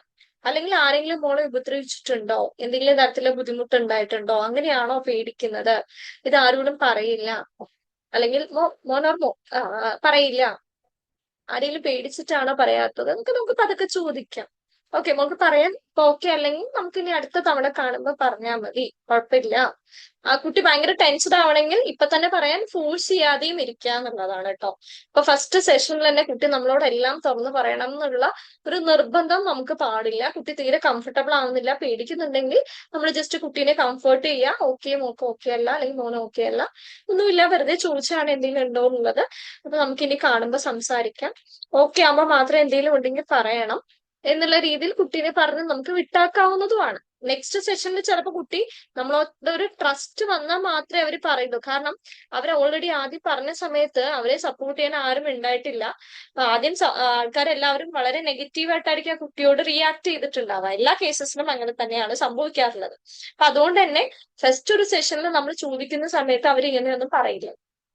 ഈ കുട്ടിയുടെ ബോഡിയിൽ നമ്മൾ വല്ല പാടുകളൊക്കെ കാണുകയാണെങ്കിൽ, മുറിവുകളൊക്കെ കാണുകയാണെങ്കിൽ അത് നമുക്ക് ചോദിക്കും, ഇതെന്ത് പറ്റി, കയ്യിൽ എന്താ പറ്റിയത് എന്നൊക്കെ ചോദിച്ചു കഴിഞ്ഞാൽ ചിലപ്പോ അവര് അതിങ്ങനെ പറയാനുള്ള സാധ്യതയുണ്ട്. എന്താ വീണോ, ഇതെന്താ പറ്റി എന്നുള്ളത് നമുക്ക് ചോദിക്കാവുന്നതാണ്. ഓക്കെ, അല്ലെങ്കിൽ വീട്ടിൽ എന്തെങ്കിലും ടെൻഷൻ ഉണ്ടോ, സ്ട്രെസ് ഉണ്ടോ എന്നുള്ളതും അങ്ങനെയൊക്കെ ചോദിക്കാം. അല്ലെങ്കിൽ സ്കൂളിൽ ട്യൂഷൻ സെന്ററിൽ ഒറ്റയ്ക്കാണോ സ്കൂളിലേക്ക് പോയിട്ട് വരുന്നത്, ഇങ്ങനെയുള്ള ഡീറ്റെയിൽസ് ഒക്കെ നമുക്ക് എടുക്കാം. ഇതൊക്കെ നമ്മൾ നോർമൽ ആയിട്ട് ചോദിക്കുന്നതാണ് കേട്ടോ, എല്ലായിടത്തും നമുക്ക് ചോദിക്കാവുന്നതാണ്. ഇങ്ങനെയൊക്കെ ചോദിക്കുമ്പോഴാണ് ബോക്സ് ഉണ്ടോ എന്നുള്ളത് നമുക്കൊരു ക്ലൂ എങ്കിലും കിട്ടുള്ളൂ. അപ്പൊ ആദ്യത്തെ ഒരു സെഷനിലൊന്നും പറയാൻ സാധ്യത, ചിലര് പറയും, ചിലര് പറയില്ല. അപ്പൊ സെക്കൻഡ് സെഷനൊക്കെ ആകുമ്പോഴായിരിക്കും നമ്മൾ അറിയുന്നത്. അറിഞ്ഞാൽ നമ്മൾ ആദ്യം കിടന്ന് പാനിക് ആവാൻ പാടില്ല. കാരണം റിപ്പോർട്ട് ചെയ്തില്ലെങ്കിൽ എന്റെ ജോലി പോവല്ലോ. റിപ്പോർട്ട് ചെയ്തില്ലെങ്കിൽ 6 മാസം തടവ് മാത്രമല്ല കേട്ടോ, ലൈസൻസ്ഡ് ആയിട്ടുള്ള ആൾക്കാരുടെ ലൈസൻസ് പോവും. ലൈസൻസ് ഇല്ലാത്തവരാണെങ്കിൽ അവരെ കൗൺസിലിംഗ് പ്രാക്ടീസിൽ നിന്ന് സസ്പെൻഡ് ചെയ്യും. അങ്ങനത്തെ സാധനങ്ങളൊക്കെ ഉണ്ട്. സിവിയർ ഇഷ്യൂ ഒക്കെ ആണെന്നുണ്ടെങ്കിൽ അതും കൂടി ഉണ്ട്. ഞാൻ പറയാൻ വിട്ടുപോയതായിരുന്നു. 6 months തടവ് വേറെ, ഫൈൻ വേറെ. RCA ഗൈഡ്ലൈൻസ് പ്രകാരം അതിന്റെയും കൂടി ഉണ്ട്. പോക്സോടെ കൂടാതെ RCA റൂൾസ് തെറ്റിച്ചതിന്റെ ഭാഗമായിട്ട് അവിടുന്ന് നമുക്ക് പണിഷ്മെന്റ് ഉണ്ട്. RCA ലൈസൻസ് എടുത്തവരുടെ ലൈസൻസ് ചിലപ്പോൾ ക്യാൻസൽ ചെയ്യും, ചിലപ്പോൾ സസ്പെൻഡ് ചെയ്യും. അതൊക്കെ ഉണ്ടാവും. പിന്നെ ഈ പറഞ്ഞ പോലെ കൗൺസിലിംഗ് പ്രാക്ടീസിന് ഇത്ര ഇയർ വരെ വിലക്ക് കിട്ടാം. അതിനൊക്കെയുള്ള സാധ്യതകൾ ഉണ്ട്. അതൊക്കെ ആ ഒരു ക്രൈമിന്റെ സിവിയാരിറ്റി പോലെ ഇരിക്കും. ഫൈൻ മാത്രമല്ല ഉണ്ടായിരിക്കുക, അങ്ങനെ ഒരു സാധ്യത കൂടി കൗൺസിലേഴ്സ് നേരിടേണ്ടി വരും എന്നുള്ളതാണ്. ഈവൻ ടീച്ചേഴ്സ് ആണെങ്കിലും അതാത് അതോറിറ്റീസിന്റെ സൈഡിൽ നിന്നുള്ള പണിഷ്മെന്റ്സും കൂടെ നിങ്ങൾക്ക് ഉണ്ടാവുന്നതായിരിക്കും. അപ്പൊ അതുകൊണ്ട് ഇതൊക്കെ അറിയാവുന്നതുകൊണ്ട് തന്നെ പോക്സോ എന്ന് കേൾക്കുമ്പോഴേ നമ്മൾ കയറി എന്താവും പാനിക്, അയ്യോ ഇതിപ്പോ റിപ്പോർട്ട് ചെയ്തില്ലേ എങ്ങനെ ചെയ്യും, റിപ്പോർട്ട് ചെയ്യണം എന്ന് പറഞ്ഞു കഴിഞ്ഞാല് നമ്മൾ ചാടിക്കയറി കുട്ടിയോടും അമ്മയോടും പറയണം, അയ്യോ ഇത് റിപ്പോർട്ട് ചെയ്യണം, ഇതിപ്പോ റിപ്പോർട്ട് ചെയ്തേ പറ്റുമെന്ന് പറഞ്ഞു കഴിഞ്ഞാൽ അവർ എണീറ്റ് പോവുകയുള്ളൂ. അവരും ആകെ പേടിക്കും, അവരൊട്ടും നമ്മളോട് സഹകരിക്കില്ല. അപ്പൊ നമ്മള് കുട്ടീനെ കംഫർട്ടാക്കി വെക്കുക, സംസാരിക്കുക. ഇത് ആരോടെങ്കിലും പറഞ്ഞിട്ടുണ്ടോ? ഇപ്പൊ പാരന്റ്സിനോട് പറഞ്ഞിട്ടുണ്ടെങ്കിൽ പാരന്റ്സിനെ വിളിച്ചിരുത്തി സംസാരിക്കുക, വളരെ കാമൻ ആയിട്ട് സംസാരിക്കുക. ഇങ്ങനെയൊക്കെ ഉണ്ടായിട്ടുണ്ട്, നിങ്ങൾ ഇത് അറിഞ്ഞിരുന്നു എന്നുള്ളത്. അവര് പറയും ഇത് പ്രശ്നമാക്കാൻ പറ്റില്ല, ഞങ്ങളുടെ ഫാമിലിയുടെ ഭാവിയാണ്, ഇത് കഴിഞ്ഞിട്ട് കുട്ടിക്ക് എന്ത് പറ്റും, ഇപ്പൊ സ്കൂളിൽ അതോറിറ്റി ആണ് റിപ്പോർട്ട് ചെയ്താൽ പിന്നെ സ്കൂളുകാർ അവരെങ്ങനെ കാണും, അതല്ലെങ്കിൽ അയാളിന് പുറത്ത് വന്നു കഴിഞ്ഞാല് എന്റെ കുട്ടീനെ വേണ്ടി ഉപദ്രവിച്ചാലോ, ഇങ്ങനെയുള്ള 100 സംശയങ്ങൾ അവർക്ക് ഉണ്ടാവും. അപ്പൊ നിങ്ങൾ ഇതൊക്കെ പറഞ്ഞുകൊണ്ടിരിക്കരുത് എന്ന് നമ്മൾ അവരോട് ചൂടാവാനോ ലീഗൽ കാര്യങ്ങൾ പറഞ്ഞ് ആദ്യമേ പേടിപ്പിക്കുകയല്ല അവരെ വേണ്ടത്. അവരെ സമാധാനിപ്പിക്കുക എന്നുള്ളതും കൂടെ നമ്മുടെ ഒരു ഡ്യൂട്ടി ആയിട്ട് വരും. അതായത് അവരെ കാമായിട്ട്, കാരണം അവരും പറയണാണ്, അവർ പേടിച്ചിട്ടായിരിക്കും ഇത് പുറത്ത് പറയാത്തത്. അറിയാലോ ഇങ്ങനത്തെ ഒരു കാര്യം വരുമ്പോ നമ്മുടെ ഒരു നാട്ടിലെ സമൂഹം അവരെയും കൂടി ഒറ്റപ്പെടുത്തും എന്നുള്ളത് കൊണ്ട് തന്നെ ആ പേടിയൊക്കെ അവരുണ്ടാവും. അതൊക്കെ അവരെ പറഞ്ഞ് മനസ്സിലാക്കുക, ദെൻ സൈക്കോ എഡ്യൂക്കേറ്റ് ചെയ്യാം. ഈ ഒരു അവസ്ഥയിലൂടെ ഈ കുട്ടി തുടർന്ന് പോയി കഴിഞ്ഞാൽ, ഇപ്പൊ കുട്ടിക്ക് ഒരു ഡിപ്രസീവ് ആൻസൈറ്റി സിംറ്റം ഉണ്ടെങ്കിൽ, ഈവൻ ഡിപ്രസീവ് സിംറ്റംസ് പലപ്പോഴും കാണാറുണ്ട്, അവിടെ സൂയിസൈഡൽ ടെൻഡൻസീസ് വരുമെന്നും അതിനുള്ള സാധ്യത കൂടുതലാണെന്നും കുട്ടിയുടെ മെന്റൽ ആൻഡ് ഫിസിക്കൽ ഹെൽത്തിനെ ബാധിക്കും, ഭാവിന് നിങ്ങൾ ഒരു കാര്യം റിപ്പോർട്ട് ചെയ്യാൻ മടിക്കുന്ന സമയത്ത് കുട്ടിയുടെ ജീവിതം ഇത്രത്തോളം അഫക്റ്റഡ് ആവും എന്നുള്ളത് പറയാം. അതേപോലെ ഒരു കുട്ടിയോട് ഇവരിത് ചെയ്തിട്ടുണ്ടെങ്കിൽ ഈ കുട്ടിയോട് ഇപ്പൊ ചെയ്യുന്നില്ലായിരിക്കും, പക്ഷെ റിപ്പോർട്ട് ചെയ്യാത്തിടത്തോളം കാലം ഇതുപോലെയുള്ള പല കുട്ടികളും അഫക്റ്റഡ് ആവും എന്നുള്ളതും കൂടെ അവരെ ഒന്ന് റിമൈൻഡ് ചെയ്യിക്കുകയും കൂടെ നമ്മൾ വേണം. ചില പാരന്റ്സ് ഇതൊക്കെ കേൾക്കുമ്പോൾ വില്ലിങ് ആവും. അപ്പൊ വില്ലിങ് ആവുമ്പോൾ നമുക്ക് അതിനനുസരിച്ച് പിന്നെ നോക്കാം. ഇനി ഇതൊന്നും കേട്ടിട്ട് വില്ലിങ് അല്ല, പാരന്റ് വില്ലിങ് അല്ല, കുട്ടിയും വില്ലിങ് അല്ല, കുട്ടിയോട് നമ്മൾ പറയണം. എത്ര ചെറിയ കുട്ടിയാണെങ്കിലും കുട്ടിക്ക് മനസ്സിലാവുന്ന ലാംഗ്വേജിൽ പറഞ്ഞു കൊടുക്കണം, ഇത് തെറ്റാണ്, മോളെ ഉപദ്രവിച്ച പോലെ അല്ലെങ്കിൽ മോനെ ഉപദ്രവിച്ച പോലെ ഇനിയും ആളുകളെ ഉപദ്രവിക്കും, അതുകൊണ്ട് നമുക്കിത് പോലീസിൽ പറയണം, അതുകൊണ്ട് കുഴപ്പമൊന്നും ഉണ്ടാവില്ല, അവരങ്ങനെ പേടിക്കേണ്ട കാര്യമൊന്നുമില്ല എന്ന സപ്പോർട്ടിന് വേണ്ടി നമ്മൾ ഉണ്ടാവുന്ന രീതിയിൽ കുട്ടീനെ ചെറിയ അവരുടെ ലാംഗ്വേജിൽ പ്രായത്തിനനുസരിച്ച് മാത്രം കാര്യങ്ങൾ പറയാം കേട്ടോ. ലീഗൽ കോൺസിക്വൻസസ്, കോടതി കയറും അങ്ങനെയൊന്നും പേടിപ്പിച്ച് വെക്കരുത്, പിന്നെ അവർ വരികയില്ല ഈ ഒരു വഴിക്ക്. അപ്പൊ അത്രമാത്രം ആ ഒരു സെഷനിൽ ജസ്റ്റ് ഒരു ബേസിക് ഐഡിയ കൊടുക്കുക. അടുത്ത സെഷൻ അപ്പൊ അവരോട് വേണമെങ്കിൽ ആലോചിച്ചിട്ട് വരാനുള്ള ഒരു സമയം കൊടുക്കാം. അവർ ഇന്ന് ആലോചിച്ചിട്ട് നാളെ എന്നുള്ള രീതിയിൽ വേണമെങ്കിലും നമുക്ക് കൊടുക്കാം. പക്ഷെ ഫാമിലി മെമ്പർ ആണെങ്കിൽ ഒന്നും ചെയ്യാൻ പറ്റില്ല കേട്ടോ. ഒരു ദിവസത്തെ സമയമൊന്നും കൊടുക്കരുത്, സഡൻ റിപ്പോർട്ടിംഗ് നിങ്ങൾ ചെയ്യണം. അതല്ല വല്ലപ്പോഴും വീട്ടിൽ വരുന്ന ഒരാളിൽ നിന്നാണ് കുട്ടിക്ക് ഉണ്ടായതെങ്കിൽ ഒരു ദിവസം വേണമെങ്കിൽ ഫാമിലിക്ക് നമുക്കൊരു സമയം കൊടുക്കാം, അതും നമ്മൾ നോക്കാം. പിന്നെ രണ്ടാമത്തെ ഒരു കാര്യം എന്താന്ന് വെച്ച് കഴിഞ്ഞാൽ ഉറപ്പുവരുത്താം കുട്ടിക്ക് ഡിലൂഷൻസോ ഹലൂസിനേഷൻസോ ഒന്നും ഇല്ല എന്നുള്ളത് നിങ്ങൾ ഉറപ്പുവരുത്തിയിട്ടുണ്ടാവണം. ആസ് എ സൈക്കോളജിസ്റ്റ് നമുക്കറിയാലോ, ഹലൂസിനേഷൻ ഉള്ള കുട്ടികളുണ്ടാവും, സൈക്കോട്ടിക് കണ്ടീഷൻസ് ചെറിയ പ്രായത്തിൽ തന്നെ ഉണ്ടാവും. അപ്പൊ നിങ്ങൾക്ക് അങ്ങനെ ഒരു സംശയം ഉണ്ട്, കുട്ടി പറയുന്നതിൽ നിങ്ങൾക്ക് കൺഫ്യൂഷൻ ഉണ്ട്, ഇത് റിയൽ ആണോ അല്ലയോ എന്നൊക്കെ സംശയമുണ്ടെങ്കിൽ സഡൻ റിപ്പോർട്ട് ചെയ്യാതെ നിങ്ങൾക്ക് എന്ത് ചെയ്യാം, ഒരു ക്ലിനിക്കൽ സൈക്കോളജിസ്റ്റിന്റെ റെഫറൽ എഴുതി വിടാം. എന്നിട്ട് അവരോട് ക്ലിനിക്കൽ സൈക്കോളജിസ്റ്റിനെ കണ്ട ശേഷം തിരിച്ചു വരാനായിട്ട് അറിയിക്കാം.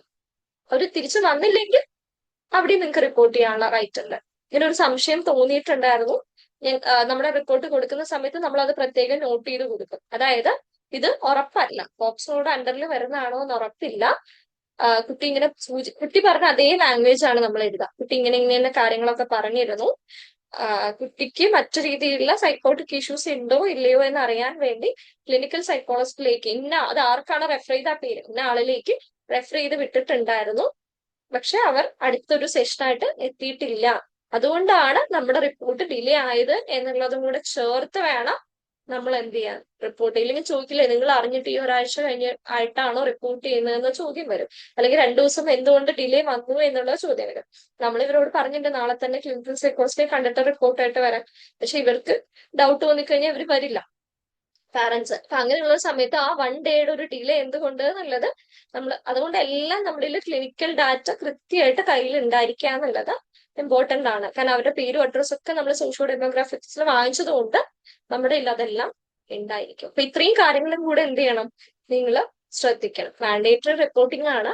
ഒരു ഡേ നമ്മൾ ഡിലേ വരുത്തുന്നത് ഈ ഒരൊറ്റ കാര്യത്തിനാണ്, കുട്ടിക്ക് മറ്റൊരു രീതിയിലുള്ള സൈക്കോട്ടിക് ഇഷ്യൂസ് ഇല്ല എന്നുള്ളത് ഉറപ്പുവരുത്തണം. റീസെന്റ് ഒരു അലിഗേഷൻ ഉണ്ടായല്ലോ, ഒരു 2 ആൺകുട്ടികൾക്ക് നേരെ ഉണ്ടായി എന്നുള്ളതൊക്കെ. അപ്പൊ അവിടെ കുട്ടിക്ക് ഇല്യൂഷൻ ഉണ്ടായിരുന്നു എന്നുള്ളതൊക്കെ ആയിട്ടാണ് ഇപ്പൊ കേൾക്കുന്നത്. ഫുൾ റിപ്പോർട്ടുകളൊന്നും പുറത്ത് വന്നിട്ടില്ല, പക്ഷെ ന്യൂസിൽ കേൾക്കുന്നതാണ്. അപ്പൊ അതും സാധ്യതയുണ്ട്. ഓക്കെ, അത് നിങ്ങൾക്ക് നോക്കാവുന്നതാണ്. ഇനി റിപ്പോർട്ട്, ഇതുവരെ എന്തെങ്കിലും കൺഫ്യൂഷൻ ഉണ്ടോ? എന്തെങ്കിലും? ഇല്ല മാം, ക്ലിയർ ആണ്. ഓക്കെ, അപ്പൊ ഇനി റിപ്പോർട്ട് എഴുതേണ്ട ഫോമാറ്റും കൂടെ പറഞ്ഞിട്ട് ഇനി എന്തെങ്കിലും ഡൗട്ട് ഉണ്ടെങ്കിൽ നമുക്ക് ഡിസ്കസ് ചെയ്യാം. ഇപ്പൊ റിപ്പോർട്ട് എഴുതേണ്ട ഫോമാറ്റ് എങ്ങനെയാന്ന് വെച്ചാൽ, കൗൺസിലേഴ്സ് റിപ്പോർട്ട് നമ്മൾ കൊടുക്കണം. ഞാൻ പറഞ്ഞു നിങ്ങൾക്ക് പോലീസിൽ വിളിച്ച് റിപ്പോർട്ട് ചെയ്യാം, ചൈൽഡ് ലൈനിൽ വിളിച്ച് റിപ്പോർട്ട് ചെയ്യാം. ചൈൽഡ് ലൈൻ നമ്പർ അറിയാവോ എല്ലാവർക്കും? ചൈൽഡ് ലൈൻ നമ്പർ എത്രയാ?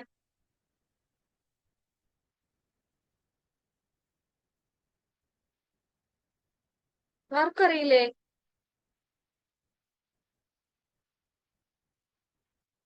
എന്നാൽ കുട്ടികളാണ് കേട്ടോ അപ്ഡേറ്റ്. അതിവിടെ ഒരു ചാറ്റിൽ ഒരു മെസ്സേജ് വന്നു. യെസ്, 1098. ഒരിക്കലും മറക്കാൻ പറ്റില്ല, നമുക്ക് അത്രയും സിമ്പിൾ ആയിട്ടുള്ള ഒരു നമ്പറാണ്. 1098 1098 എന്നുള്ളതാണ് ചൈൽഡ് ലൈൻ്റെ നമ്പർ. അറിയാത്തവർ നോട്ട് ചെയ്ത് വെക്കണേ. ഇത് നിങ്ങളുടെ വീട്ടിലെ കുട്ടികൾക്കും പറഞ്ഞു കൊടുക്കേണ്ടതാണ്. അതായത് കുട്ടികൾക്ക് നേരെയുള്ള എന്ത് തരത്തിലുള്ള അതിക്രമം, റാഗിങ് ആവാം, അതല്ലെങ്കിൽ ഫിസിക്കൽ അബ്യൂസ് ആവാം, അസാൾട്ട് ആവാം, എന്ത് കംപ്ലൈന്റ് ഉണ്ടെങ്കിലും കുട്ടികൾക്ക് വിളിച്ച് കംപ്ലൈന്റ് ചെയ്യാൻ പറ്റുന്ന ഒരു നമ്പർ, ഒരു ഹെൽപ്പ് വേണമെന്ന് തോന്നുകയാണെങ്കിൽ, ഇപ്പോൾ ഇവിടെ സ്കൂളിൽ വർക്ക് ചെയ്യുന്ന ടീച്ചേഴ്സ് ഒക്കെ ഉണ്ട്, എനിക്കറിയാം ഇതിൽ കുറച്ച് പേരൊക്കെ. നിങ്ങളുടെ ടീച്ചേഴ്സ് ഒക്കെ ആയിട്ടുള്ള ആളുകളും ഇത് നിർബന്ധമായിട്ടും കുട്ടികൾക്ക് പറഞ്ഞു കൊടുക്കേണ്ട ഒരു നമ്പറാണ് 1098. ഓക്കെ, എമർജൻസി നമ്പറുകളെല്ലാം കുട്ടികൾ അറിഞ്ഞിരിക്കണം. കുട്ടികൾ മാത്രമല്ല, എല്ലാവരും അറിഞ്ഞിരിക്കണം എന്നുള്ളതാണ്. വുമൺ ഹെൽപ്പ് ലൈൻ നമ്പർ 181, അതും സ്ത്രീകളും അറിഞ്ഞിരിക്കാം. ഓക്കെ, ഇവിടെ എല്ലാം കിട്ടും കേട്ടോ. 181ലേക്ക് വിളിച്ചാലും ഇത് ലീഗൽ മാത്രമല്ല, കൗൺസിലിംഗ് വേണ്ട സിറ്റുവേഷൻ ആണെങ്കിൽ അവർ അതിലേക്കും എന്ത് ചെയ്യും, അവർ റീഡയറക്ട് ചെയ്ത് കണക്ട് ചെയ്ത് വിടുന്നതാണ്. ഓക്കെ, അപ്പൊ റിപ്പോർട്ടിലോട്ട് വരുമ്പോഴേക്കും ബേസിക് ഇൻഫർമേഷൻ ഉണ്ടാവണം നമ്മൾ കൊടുക്കുന്ന റിപ്പോർട്ടിൽ. ഇതില് സ്കൂൾ കൗൺസിലേഴ്സിന്റെ കുറച്ച് വ്യത്യാസമുണ്ട്. അവരെങ്ങോട്ടാണ് റിപ്പോർട്ട് ചെയ്യുന്നത് അതോറിറ്റിക്ക് അനുസരിച്ചിരിക്കും. ദെൻ നമ്മൾ ക്ലിനിക്കിൽ വരുമ്പോഴൊരു റിപ്പോർട്ടിംഗ് ആണ് ഞാനിപ്പോൾ എഴുതിയിരിക്കുന്നത്. Basic information, report number, date of report, നമ്മുടെ ഇൻസ്റ്റിറ്റ്യൂഷന്റെ name, counselor's name, qualification, designation. If you are RCA registered, RCA registration number, client and identification details, name, initials, age, gender, date of birth, class or grade, school institution, address, parent name, അവരുടെ contact number. ഇനി referral ചെയ്തിട്ടുണ്ട്. ഞാൻ പറഞ്ഞില്ലേ, നിങ്ങൾ ചിലപ്പോൾ clinical സൈക്കോളജിസ്റ്റിന്റെ അടുത്തേക്കോ സൈക്യാട്രിയിലേക്കോ refer ചെയ്തിട്ടുണ്ടാവും. അപ്പൊ date of referral ആരാണ് റെഫർ ചെയ്തത്, അത്. ഇതല്ല നിങ്ങൾക്ക് റെഫേർഡ് ആയിട്ട് വന്നതാണെങ്കിൽ അങ്ങനെ കേട്ടോ. ചിലപ്പോൾ നിങ്ങളുടെ വേറൊരാൾ റെഫർ ചെയ്തിട്ടായിരിക്കും നിങ്ങളുടെ അടുത്തേക്ക് വരുന്ന, ആ റീസൺ കൂടെ അതിലേക്ക് നിങ്ങൾ എഴുതി കൊടുക്കുക. ഇൻഫോംഡ് കൺസെന്റ്, അത് ഭയങ്കര ഇമ്പോർട്ടന്റ് ആണ്. പാരന്റിന്റെയോ ഗാർഡിയന്റെയോ കൺസെന്റ് ലഭിച്ചിട്ടുണ്ടോ?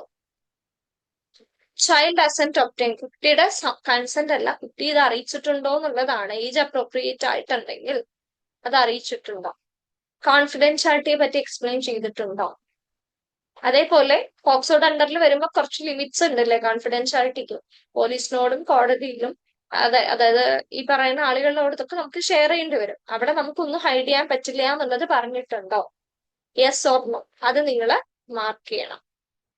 ദെൻ പ്രസന്റിങ് കൺസേൺസ്, എന്തുകൊണ്ട് കൗൺസിലിംഗ് എടുത്തു, കുട്ടി പറഞ്ഞ കംപ്ലൈന്റ്സ്, അല്ലെങ്കിൽ ടീച്ചറോ ഗാർഡിയനോ പാരന്റോ പറഞ്ഞിട്ടുള്ള കംപ്ലൈന്റ്സ്, അതൊക്കെ അവരുടേതായ ലാംഗ്വേജ് കേട്ടോ. നിങ്ങൾ നിങ്ങളുടേതായ രീതിയിൽ ഈ സെന്റൻസ് ഒരു ഗ്രാമർ തെറ്റുണ്ടല്ലോ, അല്ലെങ്കിൽ ഇത് ഇങ്ങനെ കുറച്ചും കൂടി നന്നായിട്ട് എഴുതാലോ, വേണ്ട. അവരെന്ത് പറഞ്ഞോ അത് അതേപടി എഴുതുക. നമ്മുടെ ക്ലിനിക്കൽ ലാംഗ്വേജിലല്ല നമ്മൾ ഈ കൺസേൺസ് എഴുതേണ്ടത്. അവരെന്ത് വേർഡ് ഉപയോഗിക്കുന്നോ, അവരെന്ത് ടേംസ് ഉപയോഗിക്കുന്നോ, അവരെന്ത് ലാംഗ്വേജിലാണോ പറയുന്നത് ആ രീതിയിൽ മാത്രം എഴുതുക എന്നുള്ളതാണ്. പ്രസന്റിങ് കൺസേൺസ്, ബാക്ക്ഗ്രൗണ്ട് ഇൻഫർമേഷൻ, ഫാമിലിയിൽ ആരൊക്കെയുണ്ട്, കെയർ ഗിവേഴ്സ് ആയിട്ട് കുട്ടിക്കുള്ള relation, family event, support system. അതേപോലെ നമ്മൾ സാധാരണ ഒരു കേസ് റിപ്പോർട്ട് എടുക്കില്ലേ, അതെല്ലാം ഇവിടെയും വേണം. എഡ്യൂക്കേഷൻ ഹിസ്റ്ററി വേണം. സ്കൂളിൽ അറ്റൻഡൻസ്, ഇവിടെ അറ്റൻഡൻസ് പറയാൻ കാരണം നമുക്കറിയാം സ്കൂളിൽ നിന്നാണ് അല്ലെങ്കിൽ വീട്ടിൽ നിന്നാണെങ്കിൽ പോലും പല കുട്ടികളും സ്കൂളിൽ പോകാനായിട്ട് മടി കാണിക്കും.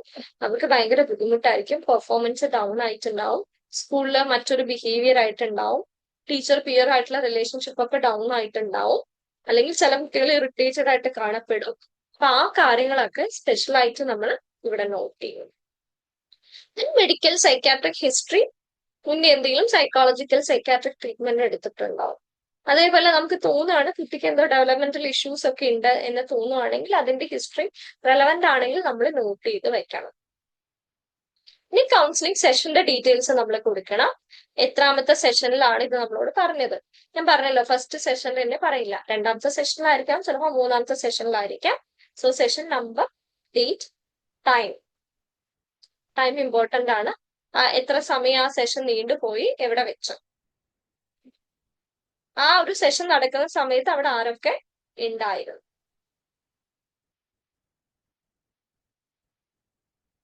പിന്നെ MSc എഴുതാം. MSc നമ്മൾ നോട്ട് ചെയ്യണം. കുട്ടിയുടെ അപ്പിയറൻസ്, ബിഹേവിയർ, ഐ കോണ്ടാക്ട് എങ്ങനെയാണ്, സംസാരത്തിന്റെ ടോണ്, ക്ലാരിറ്റി തുടങ്ങിയിട്ടുള്ള കാര്യങ്ങൾ, mood affect, thought process, content. അതായത് MScയുടെ എല്ലാം നമ്മൾ എഴുതിയിട്ടുണ്ടാവും. Orientation, memory, attention, concentration, insight, judgement. Then എന്തെങ്കിലും ഇമോഷൻസ് നിങ്ങൾ പ്രത്യേകം നോട്ട് ചെയ്തിട്ടുണ്ടെങ്കിൽ അതും. MSc ഞാൻ എക്സ്പ്ലെയിൻ ചെയ്യാത്തത് ഓൾറെഡി അറിയാലോ. MSc പറയാൻ നിന്ന് നമ്മുടെ 1 hour വീണ്ടും പോവും ആ സമയത്ത്. അപ്പൊ നിങ്ങൾ MSc എടുക്കാൻ അറിയാത്തവരാണെങ്കിൽ ഒന്ന് ഡീറ്റെയിൽ ആയിട്ട് നോക്കാം. ജസ്റ്റ് നിങ്ങൾ ഗൂഗിൾ ചെയ്ത MScയുടെ ഫോർമാറ്റ് ഷീറ്റ് അവിടെ കിടക്കുന്നുണ്ട്. ഇനി അതല്ലെങ്കിൽ നിങ്ങൾ ഇന്റേൺഷിപ്പിനൊക്കെ പോകുന്ന സമയത്ത്, ഇത്ര പഠിച്ചുകൊണ്ടിരിക്കുന്ന ആരെങ്കിലും ഉണ്ടെങ്കിൽ ചിലപ്പോൾ അവർക്ക് അത്ര ക്ലാരിറ്റി ഉണ്ടാവില്ല. അപ്പൊ ഇന്റേൺഷിപ്പ് ചെയ്യുന്ന സമയത്തൊക്കെ നിങ്ങൾ പഠിക്കും.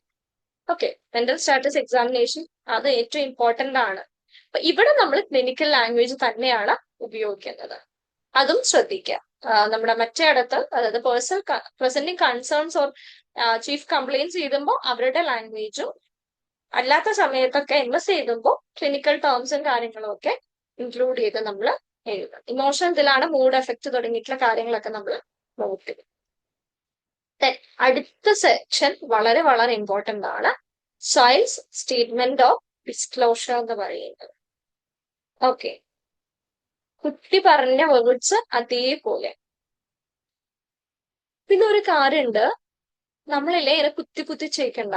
കുട്ടിക്ക് നേരെ ഒരു മോശം, ഒരു ബാഡ് ടച്ച് കുട്ടി നടന്നു എന്ന് പറഞ്ഞു കഴിഞ്ഞാൽ അത്രയും മാത്രമേ കൗൺസിലർ അറിയേണ്ട ആവശ്യമുള്ളൂ കേട്ടോ.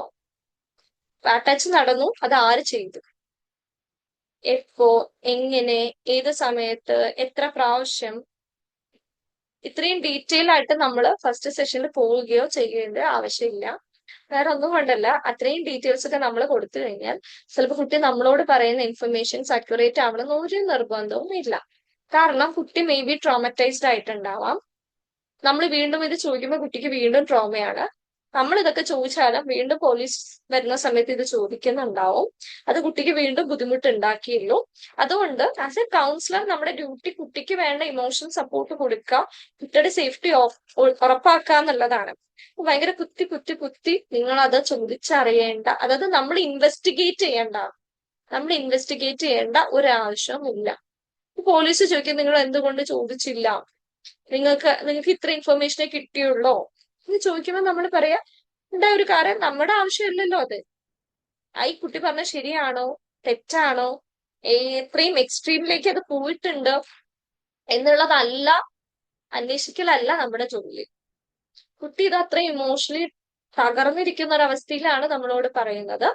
കുട്ടി മാനസികമായിട്ട് ആകെ ഡൗൺ ആയിട്ടുള്ള ഒരു അവസ്ഥയാണ്. നമ്മുടെ ലക്ഷ്യം അവിടുന്ന് കുട്ടീനെ കൊണ്ടുവരിക എന്നുള്ളതാണ്. കുട്ടി പറഞ്ഞ ആ ഒരു ലൈനോ 2 ലൈനോ മാത്രമേ നമുക്ക് ഇവിടെ ആവശ്യമുള്ളൂ. പിന്നത്തെ ലൈൻ എന്ന് പറയുന്നത് നമ്മളെ കുട്ടീനെ കാമാക്കുന്നതും ബെറ്റർ ആക്കുന്നതും കുട്ടിക്ക് വേണ്ട തെറാപ്പി കൊടുക്കുക എന്നുള്ളതാണ്. നമുക്ക് ചോദിക്കാം, പലതവണ ഉണ്ടായിട്ടുണ്ടോ എന്ന് ചോദിക്കാം. ഇതൊക്കെ ഏതൊക്കെ സമയത്ത്, ഏത് വർഷം, ഇത് അങ്ങനെ കുത്തി കുത്തി അത് നമുക്ക് ആവശ്യമുണ്ടോ? നിങ്ങൾ പറയൂ, ഏത് വർഷം ഏതൊക്കെ വർഷങ്ങളിൽ നടന്നു എന്നുള്ളത് നമുക്ക് ഡീറ്റെയിൽ ആയിട്ട് ആവശ്യമുണ്ടോ? വർഷമോ മാസമോ ഡേറ്റോ ഒക്കെ നമുക്ക് ആവശ്യമുണ്ടോ കുട്ടിക്ക് ട്രീറ്റ്മെന്റ് കൊടുക്കാൻ അല്ലെങ്കിൽ കുട്ടിക്ക് തെറാപ്പി കൊടുക്കാൻ? നിങ്ങൾക്ക് എന്ത് തോന്നുന്നു? എത്ര പ്രാവശ്യം നടന്നു എന്ന് വേണമെങ്കിൽ ചോദിക്കാലോ. Not necessary ma'am. Not necessary, അതൊന്നും ഇപ്പൊ നിങ്ങൾ ചോദിക്കണ്ട. അപ്പൊ ഇത് എന്താണെന്നറിയോ, അതൊക്കെ നിങ്ങൾ എഴുതി കഴിഞ്ഞാല് ചിലപ്പോ കുട്ടി നമ്മളോട് പറയുന്ന ഡേറ്റ് ആയിരിക്കില്ല പോലീസിനോട് പറയുന്നെങ്കിൽ പിന്നെ നമ്മൾ പെടും. എന്തിനാണ് വെറുതെ? അതും ഒരു ഫാക്ടറാണ് കേട്ടോ, അതും ഉണ്ടാവാം. അപ്പൊ നമ്മുടെ ഡ്യൂട്ടി എന്താണ്, നമ്മൾ അത് കുട്ടീനെ ട്രോമറ്റൈസ് ചെയ്യിക്കരുത്. നമ്മള് ഒരു പോക്സോ കേസ് വരുമ്പോൾ പലർക്കും പറ്റുന്ന ഒരു കാര്യമാണ് കുട്ടിയുടെ ട്രോമേനെ നമ്മളും കൂടെ അതിലൊക്കെ ആഡ് ഓൺ ചെയ്യാന്നുള്ളത്. അത് വേണ്ട. എത്ര പ്രാവശ്യം ഉണ്ടായി, പലതവണ ഉണ്ടായിട്ടുണ്ടോ ചോദിക്കാം. ഉണ്ട് എന്ന് പറഞ്ഞാൽ ഓക്കെ, അപ്പൊ കുട്ടിയുടെ ട്രോമ അത്രയും കൂടുതലാണ് എന്നുള്ളത് നമുക്ക് മനസ്സിലായി. കുട്ടിക്ക് ഉണ്ടായ ബുദ്ധിമുട്ട് ഒരു പ്രാവശ്യമല്ല പല തവണ നടന്നിട്ടുണ്ടെന്ന് മാത്രം നമുക്ക് മനസ്സിലായി. ഒരു തവണ നടന്നാൽ തന്നെ ഒരു കുട്ടിക്ക് അത് എത്ര ഇമോഷണലി ആൻഡ് ഫിസിക്കലി കുട്ടീനെ അഫക്ട് ചെയ്യുന്ന നമുക്കറിയാം. അപ്പൊ പലതവണ നടന്നിട്ടുണ്ടെങ്കിൽ അതും നമുക്ക് മനസ്സിലായി. ഏത് ഏജിലാണെന്ന് നമുക്ക് മനസ്സിലായി. ഇത്രയും നമുക്ക് ആവശ്യമുള്ളൂ. ആ ഒരു സിവിയറിറ്റി മനസ്സിലാക്കി കുട്ടിയെ ട്രീറ്റ് ചെയ്യാൻ. കുട്ടിയുടെ ഇമോഷൻ, കുട്ടിക്ക് ആൻസൈറ്റി ഉണ്ടോ, ഡിപ്രഷൻ ഉണ്ടോ, കുട്ടിക്ക് ഉറക്കം പ്രശ്നമുണ്ടോ, നൈറ്റ് മെയർസ് കാണുന്നുണ്ടോ, സ്ട്രെസ് റിലേറ്റഡ് അല്ലെങ്കിൽ ട്രോമ റിലേറ്റഡ് സിംറ്റംസ് കാണിക്കുന്നുണ്ടോ, ഇതാണ് നമ്മൾ അറിയേണ്ടത്. നമ്മൾ അതിനെ പറ്റി ആയിരിക്കണം ചോദ്യങ്ങൾ ചോദിക്കേണ്ടത്. അല്ലാതെ ഇത് എത്ര നേരം, എത്ര സമയം, എത്ര മിനിറ്റ് നടന്നു, ഇതൊന്നും നമ്മുടെ ആവശ്യമേ അല്ല. അത് ചോദിക്കാനുള്ള റൈറ്റും നമുക്കില്ല. നമ്മൾ പോലീസ് ഓഫീസറോ അല്ലെങ്കിൽ കോടതിയോ അല്ലല്ലോ, നമ്മളല്ലല്ലോ അവർക്ക് ശിക്ഷ കൊടുക്കാൻ പോകുന്നത് ഇതൊക്കെ ഡീറ്റെയിൽ ആയിട്ട് അറിഞ്ഞിട്ട്. അപ്പൊ പിന്നെ അതൊന്നും നമുക്ക് ചോദിക്കേണ്ട ഒരു ആവശ്യം വരുന്നില്ല എന്നുള്ളതാണ് നമ്മുടെ ഗൈഡ് ലൈനിൽ പറയുന്നത്. കുട്ടിക്ക് വേണ്ട സപ്പോർട്ടീവ് കൗൺസിലിംഗ് കൊടുക്കുക, അതാണ് നമ്മുടെ ഡ്യൂട്ടി. അതേപോലെ ഇമോഷണൽ സപ്പോർട്ട് കൊടുക്കുക, കുട്ടിയെ കംഫർട്ടബിൾ ആക്കുക. പക്ഷെ പോക്സോ നമുക്ക് റിപ്പോർട്ട് ചെയ്യാതിരിക്കാൻ റൈറ്റ് ഇല്ലാത്തതുകൊണ്ട് മാത്രമാണ് നമ്മൾ റിപ്പോർട്ട് ചെയ്യുന്നത്. നമുക്കത് എന്ത് ചെയ്യേണ്ടി വരും? റിപ്പോർട്ട് ചെയ്യേണ്ടി വരും. അത് എന്ന് വെച്ച് അത് അപ്പൊ തന്നെ കുട്ടീനെ പറഞ്ഞ് നമ്മള് പാനിക്കായി ഫാമിലിനെയും കുട്ടീനെയും പാനിക്കാക്കല്ല നമ്മൾ വേണ്ട. ഞാൻ പറഞ്ഞില്ലേ, കുറച്ച് സമയം കൊടുക്കുക അവർക്ക്, വളരെ കാമായിട്ട് കാര്യങ്ങൾ പറഞ്ഞ് മനസ്സിലാക്കുക, എന്നിട്ട് എടുക്കുക. അതാണ് ഇവിടെ പ്രത്യേകം പറഞ്ഞത്. ഓർ ആസ്ക് ലീഡിങ് ക്വസ്റ്റ്യൻ, പ്രത്യേകം ഞാൻ അതവിടെ എഴുതിയിട്ടുണ്ട്. Do not paraphrase, interpret or ask leading. നമുക്കത് ലീഡ് ചെയ്ത് നമ്മൾ ആ കേസ് കണ്ടുപിടിക്കാനൊന്നല്ല പോകുന്നത്. നമുക്ക് ടെൻഡൻസി ഒക്കെ വരും, പക്ഷെ അതൊന്നും നമ്മുടെ ആവശ്യമല്ല, നമ്മുടെ റൈറ്റ് അല്ല, നമുക്ക് അതിനുള്ള അവകാശം ഇല്ല. നമ്മൾ അവരോട് ഒരു ഡിഗ്നിറ്റി ക്വസ്റ്റ്യൻ ചെയ്യുന്ന പോലെ കുത്തി ചോദിച്ചുകൊണ്ടിരിക്കേണ്ട ഒരാവശ്യമില്ല. പക്ഷെ ഇത് നമ്മൾ അറിഞ്ഞിരിക്കാം. കുട്ടിയുടെ ഇമോഷണൽ ഫങ്ഷനിങ് എത്രത്തോളം ഉണ്ട്, നമ്മൾ ആ ബിഹേവിയർ എന്തൊക്കെ ഒബ്സർവ് ചെയ്തു, കുട്ടിക്ക് കോപ്പി ചെയ്യാനുള്ള എബിലിറ്റി ഉണ്ടോ, പ്രൊട്ടക്റ്റീവ് ഫാക്ടേഴ്സ്, അതായത് ചിലപ്പോൾ ഫാമിലി മെമ്പേഴ്സ് വില്ലിങ് ആയിരിക്കും, അല്ലെങ്കിൽ ഒരു ടീച്ചർ വില്ലിങ് ആയിരിക്കും, അല്ലെങ്കിൽ കുട്ടി തന്നെ വില്ലിങ് ആയിരിക്കും കംപ്ലൈന്റ് ചെയ്യാനായിട്ട്. കുട്ടിക്ക് അത് സപ്പോർട്ടീവ് സിസ്റ്റം ഉണ്ടോ, അല്ലെങ്കിൽ കുട്ടി അത് മാനേജ് ചെയ്യാൻ തയ്യാറാണോ, കോപ്പിംഗ് എബിലിറ്റി ഉണ്ടോ, റിസ്ക് ഫാക്ടേഴ്സ് ആരൊക്കെ എതിരാണ്, ഇതിന് പുറകിൽ കുട്ടിക്ക് ഉണ്ടാവാൻ പോകുന്ന കോൺസിക്വൻസസ്, ഇതിനെ പറ്റി നമ്മൾ അവെയർ ആയിരിക്കണം. കുട്ടിയുടെ സ്ട്രെങ്ത് എത്രത്തോളം ഉണ്ടോ എന്നുള്ളതും നമ്മൾ അവെയർ ആയിരിക്കണം.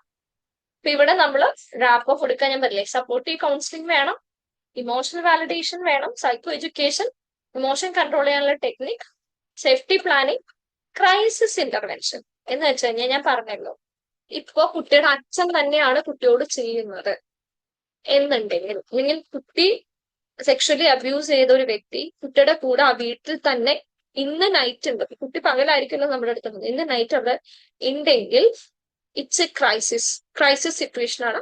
സഡൻ റിപ്പോർട്ടിംഗ് ആണ്. വീട്ടുകാരോട് കാര്യം പറയാം, അവരെ കാമാക്കുക. അവര് ചിലപ്പോൾ ഇറങ്ങി പോകാൻ നിൽക്കും, അവർ പറയാം നിങ്ങൾ പോയാലും നമുക്ക് റിപ്പോർട്ട് ചെയ്തേ പറ്റുള്ളൂ, ഞങ്ങൾ ഇത് റിപ്പോർട്ട് ചെയ്യും എന്നുള്ളത് പാരന്റ്സിനെ പറഞ്ഞ് മനസ്സിലാക്കുക. സഡൻലി റിപ്പോർട്ട് ചെയ്യുക. കാരണം അവര് വന്ന് കുട്ടീനെ ഷിഫ്റ്റ് ചെയ്തോ. കാരണം സ്ഥിരമായിട്ട് കുട്ടി സെക്ഷൽ അബ്യൂസ് ചെയ്യുന്ന ഒരാളുടെ കൂടെ കുട്ടി വീണ്ടും ആ വീട്ടിൽ അന്ന് നൈറ്റ് കഴിയാന്നുള്ളത് എന്ത് വേണമെങ്കിലും സംഭവിക്കാൻ സാധ്യതയില്ല ഒരു സിറ്റുവേഷൻ ആണ്. അതുകൊണ്ട് അവിടെ നമ്മൾ അപ്പൊ തന്നെ റിപ്പോർട്ട് ചെയ്യാം. അപ്പൊ അവിടെ നമുക്ക് പാരന്റ്സിന് പ്രോസസ് ചെയ്യാൻ കുറച്ച് നാളെ രാവിലെ വരെ അങ്ങനെ ഒരു സമയമൊന്നും കൊടുക്കേണ്ട ആവശ്യമില്ല. ശരിക്കും അപ്പൊ തന്നെ റിപ്പോർട്ട് ചെയ്യാന്നുള്ളതാണ് നമ്മുടെ ഡ്യൂട്ടി. പിറ്റേ ദിവസത്തേക്ക് നമ്മൾ വെക്കുന്നത് നമുക്ക് അവിടെ തോന്നുകയാണ് ആ കുട്ടിക്ക് എന്താണ് ഇല്യൂഷൻ ആണ്, കുട്ടി ആദ്യം പറഞ്ഞ അല്ല രണ്ടാമത് പറയുന്നത്, കുറച്ചു നേരം കഴിഞ്ഞപ്പോൾ മാറ്റി പറയുന്നുണ്ട്, അങ്ങനെയൊക്കെ ഉണ്ടെങ്കിൽ, അല്ലെങ്കിൽ കുട്ടിക്ക് കൃത്യമായിട്ട് ഓർത്തെടുക്കാൻ പറ്റാത്തൊരു സിറ്റുവേഷൻ ആണെന്നുണ്ടെങ്കിൽ നമുക്കൊരു ക്ലിനിക്കൽ സൈക്കോളജിന്റെ ആവശ്യമുണ്ട്. അപ്പോഴാണ് നമ്മൾ രണ്ടാമത്തെ ഡേയിലേക്ക് റിപ്പോർട്ടിംഗ് മാറ്റി വെക്കുള്ളൂ. അല്ലാത്ത ഒരു സാഹചര്യത്തിലും നെക്സ്റ്റ് ഡേയിലേക്ക് നമ്മളത് മാറ്റി വെക്കില്ല ആസ് എ കൗൺസിലർ. പിന്നെ പാരന്റ്സിന് കൗൺസിലിംഗ് കൊടുക്കുക. സ്കൂൾ കൺസൾട്ടേഷൻ ആവശ്യമെങ്കിൽ മാത്രം, സ്കൂളിൽ വെച്ചിട്ടാണെങ്കിൽ അവിടുത്തെ അതോറിറ്റിയോട് കാര്യം പറയേണ്ട ഉത്തരവാദിത്തം കൂടി ഉണ്ട്. പിന്നെ റിസ്ക് ഫാക്ടേഴ്സ് നമ്മൾ നോക്കണം. അതാണ് ഞാൻ പറഞ്ഞത്, ക്രൈസിസ് ഉണ്ടെങ്കിൽ കുട്ടിക്കോ മറ്റുള്ളവരിൽ നിന്നോ എന്തെങ്കിലും ഇമ്മീഡിയറ്റ് സേഫ്റ്റി കൺസേൺസ് ഉണ്ടെങ്കിൽ എത്രയും പെട്ടെന്ന് റിപ്പോർട്ട് ചെയ്യാന്നുള്ളതാണ് വരുന്നത്. ആരുടെ അടുത്തൊക്കെ റിപ്പോർട്ട് ചെയ്യാം നിങ്ങൾക്ക്? ഈ പറഞ്ഞ ആരുടെ അടുത്തേക്ക് വേണമെങ്കിലും റിപ്പോർട്ട് ചെയ്യാം. പോലീസിലേക്ക്, സ്പെഷ്യൽ ജുവനൽ പോലീസ് യൂണിറ്റിലേക്ക്, CWC ചൈൽഡ് വെൽഫെയർ കമ്മിറ്റിയിലേക്ക്, അത് DCPU district children child protection unit, അതല്ലെങ്കിൽ നമ്മൾ ചൈൽഡ് ലൈനിൽ വിളിച്ചാൽ നേരെ കണക്റ്റഡ് ആവുന്നത് DCPUയിലേക്കാണ് കണക്റ്റഡ് ആവുന്നത്. അല്ലെങ്കിൽ മറ്റെന്തെങ്കിലും സെല്ല് വഴി എമർജൻസി പോലീസ് നമ്പറിലേക്ക് എവിടേക്കാണോ നിങ്ങൾ വിളിച്ചത് അത്. കുട്ടി വീണ്ടും നിങ്ങളുടെ അടുത്ത് കൗൺസിലിംഗ് വരുവാണെങ്കിലാണ് ഇത് ആവശ്യമുള്ളൂ. FIR റിപ്പോർട്ടിന്റെ നമ്പർ നമുക്ക് ഇത് വേണമെങ്കിൽ വെക്കാം. അപ്പൊ റെക്കമെൻഡേഷൻ, കുട്ടിക്ക് വേണ്ട കൗൺസിലിംഗ് വീണ്ടും കൊടുക്കണം. ട്രോമ ഫോക്കസ്ഡ്, സൈക്കാട്രിക് ആവശ്യമാണെങ്കിൽ സൈക്കാട്രിക് കൺസൾട്ടേഷൻ കുട്ടിക്ക് നടത്തണം. ഈ പറഞ്ഞ പോലെ നിങ്ങൾ ഫോളോ അപ്പ്, മെഡിക്കൽ എക്സാമിനേഷൻ വേണ്ട കേസസ് ഉണ്ടാവും. അപ്പൊ ഇത് നമുക്ക് വരുന്നല്ല, അതോറിറ്റീസ് വരുന്നതാണ്. മെഡിക്കൽ എക്സാമിനേഷൻ അവർ ചെയ്യിക്കും. ദെൻ നമ്മൾ ഫാമിലി കൗൺസിലിങ്ങും കാര്യങ്ങളും നോക്കണം, മോണിറ്റർ ചെയ്യണം. ഈ ഒരു എന്തൊക്കെ പ്രോസസ്സിലൂടെ കുട്ടി പോകുന്നുള്ളത് നമ്മൾ കൃത്യമായിട്ട് അറിഞ്ഞിരിക്കണം. അപ്പോയിന്റ്മെന്റ് ഡേറ്റ്, ആരെയൊക്കെ കോണ്ടാക്ട് ചെയ്യണം, പ്ലാൻ റിവ്യൂ, ഇതെല്ലാം നമ്മൾ നോട്ട് ചെയ്ത് വെക്കണം. ഇത് ഉറപ്പ് കൊടുക്കുക ഈ ഒരു റിപ്പോർട്ട്. ഇനി ഒന്നുണ്ട്, ഇതിൽ ഈ ഒരു ഏരിയ ഉണ്ടല്ലോ, അതായത് ഇതൊക്കെ ഓൾറെഡി പോക്സോ റിപ്പോർട്ട് ചെയ്ത കുട്ടികളും ചിലപ്പോൾ നമ്മുടെ അടുത്തേക്ക് വരാം. അപ്പോഴാണ് നമുക്ക് ഈ ഫോളോ അപ്പിന്റെ നമ്പർ, മെഡിക്കൽ എക്സാമിനേഷൻ നടന്നിട്ടുണ്ടോ എന്നുള്ളതൊക്കെ നോട്ട് ചെയ്യേണ്ട ആവശ്യമുള്ളൂ. അല്ലെങ്കിൽ അതൊന്നും നമുക്ക് ആവശ്യം വരില്ല. ഓൾറെഡി കേസ് നടന്നുകൊണ്ടിരിക്കുന്ന ഒരു കുട്ടി നിങ്ങളുടെ അടുത്തേക്ക് വരുവാണെങ്കിലാണ് നിങ്ങൾക്ക് അത് എത്ര ഫോളോ അപ്പ് ആയി, അതേപോലെ എത്ര വട്ടം എന്തുവരെ എത്തി എന്നുള്ള കാര്യങ്ങളൊക്കെ നിങ്ങൾ നോട്ട് ചെയ്ത് വെക്കേണ്ടത്. പ്രൊഫഷണൽ ഡിക്ലറേഷൻ ഇതിപ്പോ ഇങ്ങനെ തന്നെ എഴുതണമെന്നൊന്നുമില്ല. ഇത് ഞാൻ ജസ്റ്റ് എൻ്റെ നമ്മളൊരു ലാംഗ്വേജ്, ബേസിക് ലാംഗ്വേജിലാണ്. കൗൺസിലിംഗ് പ്രോസസ്സിന്റെ ഭാഗത്ത് കിട്ടിയ ഒരു വിവരം മാത്രമാണിത്. ഇതൊരിക്കലും മെഡിക്കൽ ലീഗൽ ഒപ്പീനിയൻ അല്ല, ഫോറൻസിക് ഒപ്പീനിയൻ അല്ല. ഈ പറഞ്ഞ പോലെ നമ്മുടെ പ്രൊഫഷണൽ കൗൺസിലിംഗിന്റെ ഭാഗമായിട്ട് RCA ഗൈഡ് ലൈൻ അനുസരിച്ചുള്ള റിപ്പോർട്ടിംഗ് മാത്രമാണ്. ഇത് നമ്മൾ ഒരു ഡിക്ലറേഷൻ കൊടുക്കുക. ഇതിൽ പറഞ്ഞിരിക്കുന്ന എല്ലാം 100% സത്യമാണെന്ന് എവിടെയും എഴുതണ്ട. നമുക്ക് ഉറപ്പില്ല ഈ പറഞ്ഞ മൊത്തം 100% സത്യമാണെന്ന് നമുക്ക് ഉറപ്പിക്കാൻ പറ്റില്ല. ഭയങ്കര ട്രോമറ്റൈസ്ഡ് ആയിട്ടുള്ള ഒരു കുട്ടിയാണെങ്കിൽ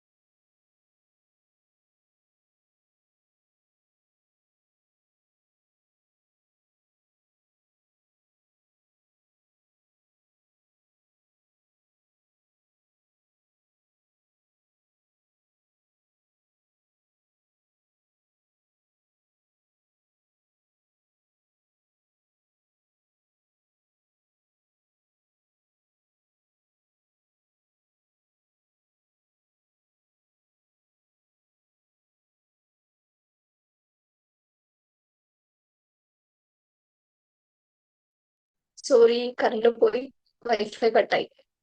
ഒരു മിനിറ്റ്. അപ്പൊ നമുക്ക് ഈ പറഞ്ഞ പോലെ കേൾക്കാമല്ലോ അല്ലേ?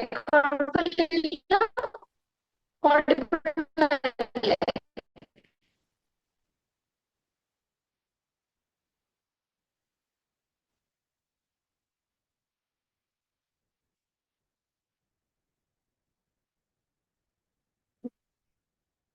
ഹലോ, ഓഡിബിൾ ആണോ? വോയിസ് ബ്രേക്ക് ആവുന്നുണ്ടോ? ഇപ്പൊ ഓഡിബിൾ ആണ്. Now it is okay. Okay okay. അപ്പൊ ഈ പറഞ്ഞ പോലെ തന്നെ എന്താണ് നമുക്ക് ഒരു ഉറപ്പുമില്ല കുട്ടി പറഞ്ഞത് എല്ലാം ശരിയാണെന്ന്. നമുക്ക് ചിലപ്പോൾ ഫസ്റ്റ് സെക്ഷൽ ഒഫൻസ് നടന്നിട്ടില്ല എന്നല്ല, ഇതിന്റെ നമ്പർ ഓഫ് റിപ്പീറ്റേഷൻസ് ഇതൊന്നും ചിലപ്പോൾ നമുക്ക് ഉറപ്പുള്ള കാര്യമല്ല. അതുകൊണ്ട് നമ്മൾ ഒരിക്കലും ഇത് 100% സത്യമാണ് എന്നൊന്നും എഴുതി ഒപ്പിട്ട് അങ്ങനെയൊന്നും ഒരിക്കലും ഒരു റിപ്പോർട്ടിൽ എഴുതാൻ പാടില്ല. കാരണം കുട്ടിക്കുണ്ട ഒരു ട്രോമ കൊണ്ട് നമുക്കറിയാലോ, ട്രോമ വന്നു കഴിഞ്ഞാൽ അല്ലെങ്കിൽ പ്രശ്നങ്ങൾ ഉണ്ടായി കഴിഞ്ഞാൽ പല കാര്യങ്ങളും നമ്മൾ മറന്നു പോകും, ഒരു ക്ലാരിറ്റി ഇല്ലാതെ ഉണ്ടാവും. അപ്പൊ അതൊക്കെ ഈ കുട്ടികളിലും ഉണ്ടായിരിക്കും. ചിലർ പറയില്ല, ചില ഇൻഫർമേഷൻസ് ഓർമ്മ ഉണ്ടാവില്ല, അങ്ങനെയൊക്കെ സംഭവിക്കാം. അപ്പൊ അങ്ങനെയൊക്കെ ഉള്ള സമയത്ത് നമ്മളൊരു അതിന്റെ താഴെ ഒരു എന്താ പറയാ സെന്റൻസ് ഇതേപോലെ കൊടുക്കേണ്ടതാണ്. നമ്മൾ ഇതിന്റെ ഒരു ബേസിസിൽ മാത്രമാണ് റിപ്പോർട്ട് ചെയ്യുന്നത്. അത് ശരിയാണോ തെറ്റാണോ എന്നൊക്കെ നോക്കുന്നത് സിഗ്നേച്ചർ ഒക്കെ ഇട്ട് കൊടുക്കുന്ന ആര് നോക്കുക? പോലീസുകാർ നോക്കിക്കോളും, അവർക്കറിയാം. അല്ലെങ്കിൽ അവരുടെ അതോറിറ്റീസ് അത് അന്വേഷിക്കും, സത്യമാണോ അല്ലേ എന്നുള്ളത് അന്വേഷിക്കും. പ്രത്യേകം ശ്രദ്ധിക്കേണ്ട കാര്യങ്ങളാണ്. നമ്മൾ അറിഞ്ഞ കാര്യങ്ങൾ മാത്രം എഴുതുക, എക്സാക്ട് വേർഡ്സ് ഉപയോഗിക്കുക, ദെൻ അസംഷൻസ് കൊടുക്കാതിരിക്കുക, ഒപ്പീനിയൻസ് കൊടുക്കാതിരിക്കുക. നമ്മൾ അതാണ് കൺക്ലൂഡ് ചെയ്യരുത്. നമ്മുടെ ഇഷ്ടത്തിന് എങ്ങനെയാണ് സംഭവിച്ചിട്ടുണ്ടാവുക എന്നുള്ള ഒരു കൺക്ലൂഷൻ ഒന്നും നമ്മൾ കൊടുക്കണ്ട. ഫോറൻസിക് ഇന്റർവ്യൂ നിങ്ങൾ എടുക്കേണ്ട ആവശ്യമില്ല. നമ്മൾ പറഞ്ഞില്ലേ എത്ര പ്രാവശ്യം മെഡിറ്റേഷൻ, അതൊന്നും നമ്മൾ ചോദിച്ച് കുട്ടീനെ ഇതാക്കേണ്ട ഒരു ആവശ്യമില്ല. കോൺഫിഡൻഷ്യാലിറ്റി മെയിൻറ്റെയിൻ ചെയ്യുക. നമ്മൾ അതോറിറ്റിക്ക് മാത്രം റിപ്പോർട്ട് ചെയ്ത് പബ്ലിക് ആക്കാതിരിക്കുക. എല്ലാ സെഷൻസും ഡേറ്റ്, ടൈം, ഡ്യൂറേഷൻ, സിഗ്നേച്ചർ എല്ലാം ഉണ്ടായിരിക്കുക. പ്രൊഫഷണൽ ആയിട്ട് ഡോക്യുമെന്റേഷൻ ഉണ്ടായിരിക്കണം. ഇല്ലെന്നുണ്ടെങ്കിൽ അത് നമ്മളെ എഫക്ട് ചെയ്യും. ഇത്രയും കാര്യങ്ങൾ നമ്മൾ എന്ത് ചെയ്യണം, ഇവിടെ ശ്രദ്ധിച്ചിരിക്കണം. ഈ ഒരു കേസിൽ മാത്രമല്ല കേട്ടോ, നിങ്ങളുടെ അടുത്ത് ഏത് കേസ് വരുവാണെങ്കിലും നിങ്ങൾ നോട്ട് ചെയ്യേണ്ട കാര്യമാണ് ടൈം എന്ന് പറയുന്നത്. നിങ്ങൾ ആ കേസ് നമ്മള് ഉണ്ടാവും, റെക്കോർഡൊക്കെ ഉണ്ടാവുമല്ലോ അവർ വന്ന ഒരു ടൈമോ, അതെല്ലാത്തിലും കൃത്യമായിട്ട് വന്നിട്ടുള്ള ഒരു ടൈം നോട്ട് ചെയ്യാന്നുള്ളത് ഇമ്പോർട്ടന്റ് ആണ് കേട്ടോ. സമയം ചിലത് 1 hour ആവാം, 1.5 മണിക്കൂർ ആവാം. ബട്ട് എത്ര മണിക്ക് തുടങ്ങി എത്ര മണിക്ക് അവസാനിച്ചു എന്നുള്ളത് ഓരോ കേസിന്റെ ഫോളോ അപ്പിൽ നോട്ട് ചെയ്ത് വെക്കുന്നത് നല്ലതാണ്. അത് നമുക്കറിയില്ലല്ലോ എപ്പോഴാണ് ഇത് ഒരു ലീഗൽ ഇതിലേക്ക് മാറുന്നത്. അപ്പൊ അവര് നമ്മളോട് ചോദിക്കുമ്പോൾ നമുക്ക് പറയാനുണ്ടായിരിക്കണം. സോ എപ്പോഴും നിങ്ങളൊരു ക്ലിനിക്കിൽ പ്രാക്ടീസ് ചെയ്യുമ്പോൾ ഒരു ക്ലിനിക്ക് ആവുന്ന സമയത്ത് ഡേറ്റ്, ടൈം, സെഷൻ നമ്പർ എത്രയാണ് അതെല്ലാം കൃത്യമായിട്ട് നോട്ട് ചെയ്ത് വെക്കുക. പിന്നെ ഓൾറെഡി റിസപ്ഷനിൽ സോഷ്യോ ഡെമോഗ്രാഫിക് ഡീറ്റെയിൽസ് അല്ലെങ്കിൽ അഡ്രസ് ഒക്കെ അവർ ഓൾറെഡി കളക്ട് ചെയ്തിട്ടുണ്ടാവും. ഇനി അല്ല നിങ്ങൾക്ക് അങ്ങനെ ഒരു റിസപ്ഷനിൽ നിങ്ങൾ തന്നെയാണ് എല്ലാം ചെയ്യുന്നതെങ്കിൽ അത് നിങ്ങൾ എന്ത് ചെയ്യണം, ആ ഫോമും ബേസിക് ഡീറ്റെയിൽസ് ഫില്ല് ചെയ്ത് എല്ലാവരുടെയും നിന്നും വാങ്ങി സൂക്ഷിച്ചിട്ടുണ്ടാവണം. അതും മാൻഡേറ്ററി ആയിട്ടുള്ള ഒരു കാര്യമാണ്. അത് കഴിഞ്ഞിട്ട് വേണം നമ്മൾ കൗൺസിലിംഗ് സ്റ്റാർട്ട് ചെയ്യാനായിട്ട്. ഓക്കെ, അപ്പൊ ഇത്രയും നമ്മളിവിടെ മെയിൻ ആയിട്ടും ആക്ടും റിപ്പോർട്ടിംഗ് മാത്രമേ പറഞ്ഞിട്ടുള്ളൂ. അത് ഹാൻഡിൽ ചെയ്യുന്ന ടെക്നിക്കുകളും കാര്യങ്ങളും നമുക്കിപ്പോ പറയാനുള്ള ഒരു സമയമില്ല. അപ്പൊ അത് നമുക്ക് പിന്നീട് എപ്പോഴെങ്കിലും ഒരു സെഷനായിട്ട് വെക്കാം, എന്നാലാണ് അത് കംപ്ലീറ്റ് ആവുള്ളൂ. അപ്പൊ ഇവിടെ നമ്മൾ ജസ്റ്റ് ആക്ട് പറഞ്ഞു, റിപ്പോർട്ട് ചെയ്യുന്നത് പറഞ്ഞു, അല്ലെങ്കിൽ റിപ്പോർട്ട് ചെയ്യേണ്ടത് പറഞ്ഞു. ഇനി നിങ്ങൾക്ക് എന്തെങ്കിലും സംശയങ്ങൾ ഉണ്ടെങ്കിൽ ചോദിക്കാവുന്നതാണ്. ഇതിൽ സ്കൂൾ കൗൺസിലേഴ്സ് എത്ര പേരുണ്ട്? ആരെങ്കിലും ഉണ്ടോ സ്കൂളിൽ വർക്ക് ചെയ്യുന്നവര് കൗൺസിലർ ആയിട്ട്, അല്ലെങ്കിൽ വർക്ക് ചെയ്യാൻ പ്ലാൻ ചെയ്യുന്നവര്? ഉണ്ട്. ഓക്കെ, ഞാനൊരു ഒരാളുണ്ട്. ഡൗട്ട് വേറെ ചോദിക്കാൻ ആഗ്രഹിച്ചായിരുന്നു. ചിലപ്പോ എന്റെ ഡൗട്ട് ഭയങ്കര വിഡ്ഢിത്തമായിരിക്കാം കേട്ടോ, പക്ഷെ എനിക്ക് അത് ചോദിക്കണം എന്ന് ഭയങ്കര കുഴപ്പമില്ല, ആഗ്രഹമുണ്ട്. അതെ, ചോദിച്ചോളൂ. ഇപ്പൊ എന്തെങ്കിലും ചെറിയ ഇങ്ങനെ സെക്ഷൽ ഹാരസ്മെന്റ് അല്ലെങ്കിൽ എന്തെങ്കിലും ഒരു ബോഡി ടച്ച് ഇതുമായിട്ട് ബന്ധപ്പെട്ട് കുറച്ച് ആങ്സൈറ്റി ആയിട്ട് സ്ട്രെസ് ആയിട്ട് നമ്മുടെ അടുത്ത് വരുന്ന കുഞ്ഞുങ്ങൾ, ഇവർ ശരിക്കും നമ്മുടെ അടുത്ത് വരുന്നത് ഒരു ആശ്വാസത്തിന് വേണ്ടിയിട്ടായിരിക്കാം. പക്ഷെ നമ്മൾ ഇതിനെ സംസാരിച്ച് കുളമാക്കി ഈ പറഞ്ഞ റിപ്പോർട്ടിങ്ങിലോട്ടൊക്കെ പോയിട്ട് പിള്ളേര് കുറെ കൂടെ ഒക്കെ കോംപ്ലിക്കേറ്റഡ് ആവത്തില്ലേ? ശരിക്കും ചില ഇല്ല, കാര്യങ്ങൾക്ക് മാത്രം പോകേണ്ട ഒരു ആവശ്യം ഉണ്ടാവൂ? ഞാൻ ചോദിക്കട്ടെ, നമ്മൾ റിപ്പോർട്ട് ചെയ്തില്ല എന്നുണ്ടെങ്കിൽ ഈ വ്യക്തി ഇത് വേറൊരാളോട് ചെയ്യാം. ഇപ്പൊ കുട്ടിയോട് ചെറിയ രീതിയിലാണെങ്കിൽ തന്നെ അത് വലിയ രീതിയിലേക്ക് മാറാനുള്ള സാധ്യതയുണ്ട്. പിന്നെ ഇവിടെ കുട്ടി ഡൗൺ ആവോ എന്നുള്ളത് അത് ആ, അതാണ് എന്റെ കുട്ടിയെ പറഞ്ഞ് മനസ്സിലാക്കുക എന്നുള്ള ഒരു പ്രൊസീജിയർ ഉണ്ട്. പിന്നെ കുട്ടിക്ക് കൗൺസിലിംഗ് കൊടുക്കാതിരിക്കുന്നില്ല, ഓരോ സെഷൻസിലും കുട്ടിക്ക് നമുക്ക് കൗൺസിലിംഗ് കൊടുക്കുന്നുണ്ട്. പിന്നെ നിങ്ങൾ വിചാരിക്കുന്ന പോലെ നമ്മൾ കാണുന്ന കോടതിയിൽ അട്ടല്ല ഇവരെ വിടുക. നമ്മൾ ഇതിൽ പറഞ്ഞില്ലേ CWC എന്ന് പറഞ്ഞില്ലേ, CWCയിലേക്കാണ് കുട്ടീനെ കൊണ്ടുപോകുള്ളൂ. അവിടെ വളരെ കാഷ്വൽ ആയിട്ട് കുറച്ച് ആൾക്കാരാണ് ഉണ്ടാവുക. അതിനൊരു കമ്മിറ്റി ഉണ്ട്, ഗ്രൂപ്പ് ഓഫ് മെമ്പേഴ്സ് ഉണ്ട്. അവര് മാത്രമാണ് ഉണ്ടായിരിക്കുക. അവിടെ ഒരു കൗൺസിലറും ഉണ്ടായിരിക്കും. ഇനി കുട്ടിക്ക് ഒരു സപ്പോർട്ടിംഗ് ആയിട്ട് ഒരാൾ വേണമെന്നുണ്ടെങ്കിൽ ആ സപ്പോർട്ടിംഗ് ആയിട്ടുള്ള അതാരാണോ കുട്ടിക്ക് കംഫർട്ടബിൾ ആ വ്യക്തി കുട്ടിയുടെ കൂടെ ഇരിക്കും. കുട്ടിക്ക് നമ്മൾ പറഞ്ഞു ഇപ്പൊ പെൺകുട്ടികളാണെങ്കിൽ അവരോട് ചോദിക്കുന്നത് സ്ത്രീകളായിരിക്കും. അങ്ങനെ വളരെ അവരെ അതാണ് ചൈൽഡ് ഫ്രണ്ട്ലി റിപ്പോർട്ടിംഗ് എന്നുള്ളതാണ് പറഞ്ഞത്. ഓക്സ്ഫോർഡ് അണ്ടറിൽ നടക്കുന്ന പ്രൊസീജിയേഴ്സ് കുട്ടികളെ അത്രയധികം കംഫർട്ടബിൾ ആക്കി മാത്രമായിരിക്കും മുന്നോട്ട് പോകുന്നത്. അതുകൊണ്ട് അല്ലാതെ നമ്മൾ സിനിമയിലൊക്കെ കാണുന്ന പോലത്തെ, ശരിക്കും പറഞ്ഞ സിനിമയിൽ കാണുന്ന കോടതി പ്രൊസീജിയേഴ്സ് ഒക്കെ തെറ്റാണ് കുറെയൊക്കെ.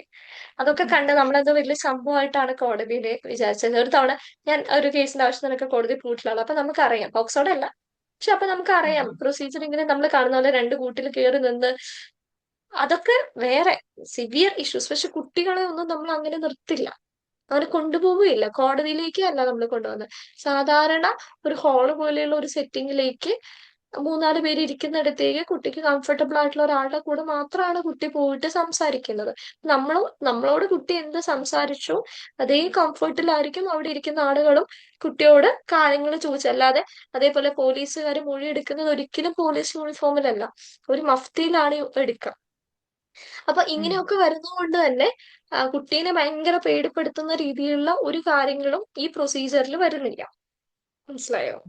പിന്നെ കുട്ടിക്ക് വേണ്ട കൃത്യമായിട്ടുള്ള ഇമോഷണൽ സപ്പോർട്ട്. കുട്ടി അവിടെ ബുദ്ധിമുട്ടാണെങ്കിൽ ആ പ്രൊസീജിയേഴ്സ് അവർ അവിടെ ഇടയിൽ വെച്ച് നിർത്തിവെക്കും. കുട്ടിക്ക് വേണ്ട ഇന്റർവെൻഷൻസ് അത്രയും സിവിയർ ആയിട്ട് തോന്നുകയാണെങ്കിൽ അവർ ഇന്റർവെൻഷൻസ് നടന്ന് കുട്ടി സ്റ്റേബിൾ ആയിട്ട് അവർ മൊഴി എടുക്കുള്ളൂ. അതായത് കുട്ടി ഭയങ്കര ട്രോമറ്റൈസ്ഡ് ആണ്, കുട്ടി വളരെ ബുദ്ധിമുട്ടുണ്ട്, ആരോട് ഓപ്പൺ അപ്പ് ആവാൻ ഒട്ടും വില്ലിങ് അല്ല. കുട്ടിക്ക് ഏറ്റവും അത്യാവശ്യം നിയമ നടപടിയേക്കാൾ കൂടുതൽ ക്ലിനിക്കൽ ഇന്റർവെൻഷൻ ആണെങ്കിൽ പാരന്റ്സിനെ ബോധ്യപ്പെടുത്തി കുട്ടീനെ റീഹാബിലിറ്റേഷൻ നടത്തി കുട്ടിക്ക് വേണ്ട ഇന്റർവെൻഷൻസ് കൊടുത്തിട്ട് മാത്രമാണ് നമ്മൾ എന്ത് ചെയ്യുക, അവിടെ മൊഴിയെടുക്കുക. അത്രയും സിവിയർ സിറ്റുവേഷൻ ആണെങ്കിൽ അങ്ങനെ ചെയ്തിട്ട് മാത്രമായിരിക്കും ആ ഒരു പ്രോസസ്സ് പോകുന്നത്. ഓക്കെ, മാം ഈ പ്രോസസ്സ് എത്ര ടൈം നീണ്ടു നിൽക്കും? അത് എത്ര ഓരോ പെട്ടെന്ന് പീരീഡ് കഴിഞ്ഞാലാണ് കുട്ടിക്ക് ഒന്നുകൂടെ അതാ ഞാൻ പറഞ്ഞത്, അത് റിലീസ് കുട്ടിയുടെ ആവാൻ ഞാൻ പറഞ്ഞില്ലേ, കുട്ടിയുടെ മെന്റൽ ഹെൽത്ത് എത്രത്തോളം സ്റ്റേബിൾ ആണോ അതിനനുസരിച്ചിരിക്കും. കാരണം കുട്ടി ഒട്ടും സ്റ്റേബിൾ അല്ലെങ്കിൽ നമുക്ക് ഈ പറഞ്ഞ പോലെ കുട്ടി പ്രോപ്പർ ആയിട്ടുള്ള ഡീറ്റെയിൽസ് വരില്ല. അപ്പൊ കേസ് നീണ്ടു പോകുന്നു മാത്രം. ഓക്കെ, മാം ഒരു ഡൗട്ട് ചോദിച്ചോട്ടെ. ചോദിക്കും. അതായത് മാം ഒരു കേസ് പറഞ്ഞില്ലേ, ഇപ്പൊ ഒരു മദറും ഒരു കുട്ടിയും കൂടെ വരുന്ന, ഒരു മോളും കൂടെ വരുന്നു എന്നിരിക്കട്ടെ. അപ്പൊ അവര് വന്നിട്ട് ഈ പറഞ്ഞ പോലെ സെക്ഷൽ അബ്യൂസ് ആണ്, ഫാദർ ആണ് റെസ്പോൺസിബിൾ എന്നൊക്കെ ഒന്ന് നമ്മളോട് പറഞ്ഞിട്ട് അവര് ഇപ്പൊ 1-2 സെഷൻ കഴിയുമ്പോൾ അവര് പറയുന്നെന്നിരിക്കട്ടെ. പറഞ്ഞു കഴിഞ്ഞിട്ട് ഇവര് പറയും, മാം ഇത് നിങ്ങൾ റിപ്പോർട്ട് ചെയ്യരുത്, ഞങ്ങൾക്ക് ഇത് ഒരു പ്രസ്റ്റീജ് ഇഷ്യൂവിന്റെ കാര്യമാണ്, അങ്ങനെ ചെയ്താൽ പിന്നെ ഞങ്ങൾക്ക് എന്തെങ്കിലും ചെയ്യേണ്ടി വരും, ഞങ്ങൾ ചിലപ്പോൾ സൂയിസൈഡ് ചെയ്തൊന്നും വരും എന്നൊക്കെ നമ്മളോട് പറഞ്ഞു തന്നിരിക്കട്ടെ. ഒരിക്കലും റിപ്പോർട്ട് ചെയ്യല്ലേ എന്ന് പറഞ്ഞാൽ അങ്ങനെ ഒരു സിറ്റുവേഷൻ ഉണ്ടെങ്കിൽ as a counsellor what we have to do? എന്തോ റിപ്പോർട്ട് ചെയ്യണം അല്ലേ? നമ്മൾ റിപ്പോർട്ട് ചെയ്തില്ലെങ്കിലും ഇവര് ചിലപ്പോ പിന്നീട് പോയി സൂസൈഡ്, അതായത് നമ്മൾ അവരെ പറഞ്ഞ് കൺവിൻസ് ചെയ്യാം.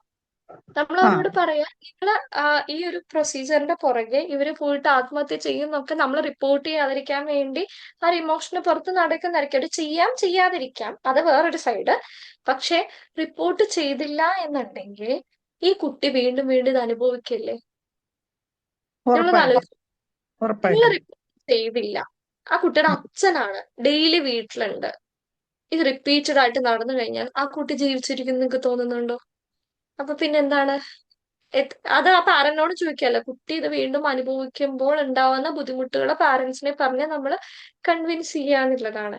പിന്നെ നമ്മളത് റിപ്പോർട്ട് ചെയ്യുക, അവരോട് നമ്മൾ അവിടെ വേണമെങ്കിൽ അർത്ഥം മുറിച്ച് ഇത് പറ്റില്ല ഞാൻ റിപ്പോർട്ട് ചെയ്യും എന്നുള്ളതല്ല, അവർക്കൊന്ന് കാമാവുള്ള സമയം നമ്മൾ കൊടുക്കുക. പക്ഷെ നമുക്ക് റിപ്പോർട്ട് ചെയ്തേ പറ്റുള്ളൂ. ഇല്ലാന്നുണ്ടെങ്കിൽ അത് നമുക്ക് ഇതിന് നടപടിയായിട്ട് വരും. ഇപ്പൊ അവരപ്പം നമ്മൾ റിപ്പോർട്ട് ചെയ്തില്ല, നമ്മൾ വിചാരിച്ചു ഇവരാരും അറിയില്ലാന്ന്. വീണ്ടും കുട്ടിയോട് അയാൾ വീണ്ടും ഒരിക്കൽ കൂടി ഇങ്ങനെ പെരുമാറുകയാണ്, കുട്ടി വീണ്ടും സ്കൂളിൽ വരാതാവുന്നു, സ്കൂളിൽ നിന്ന് ഒരു അന്വേഷണം പോകുന്നു.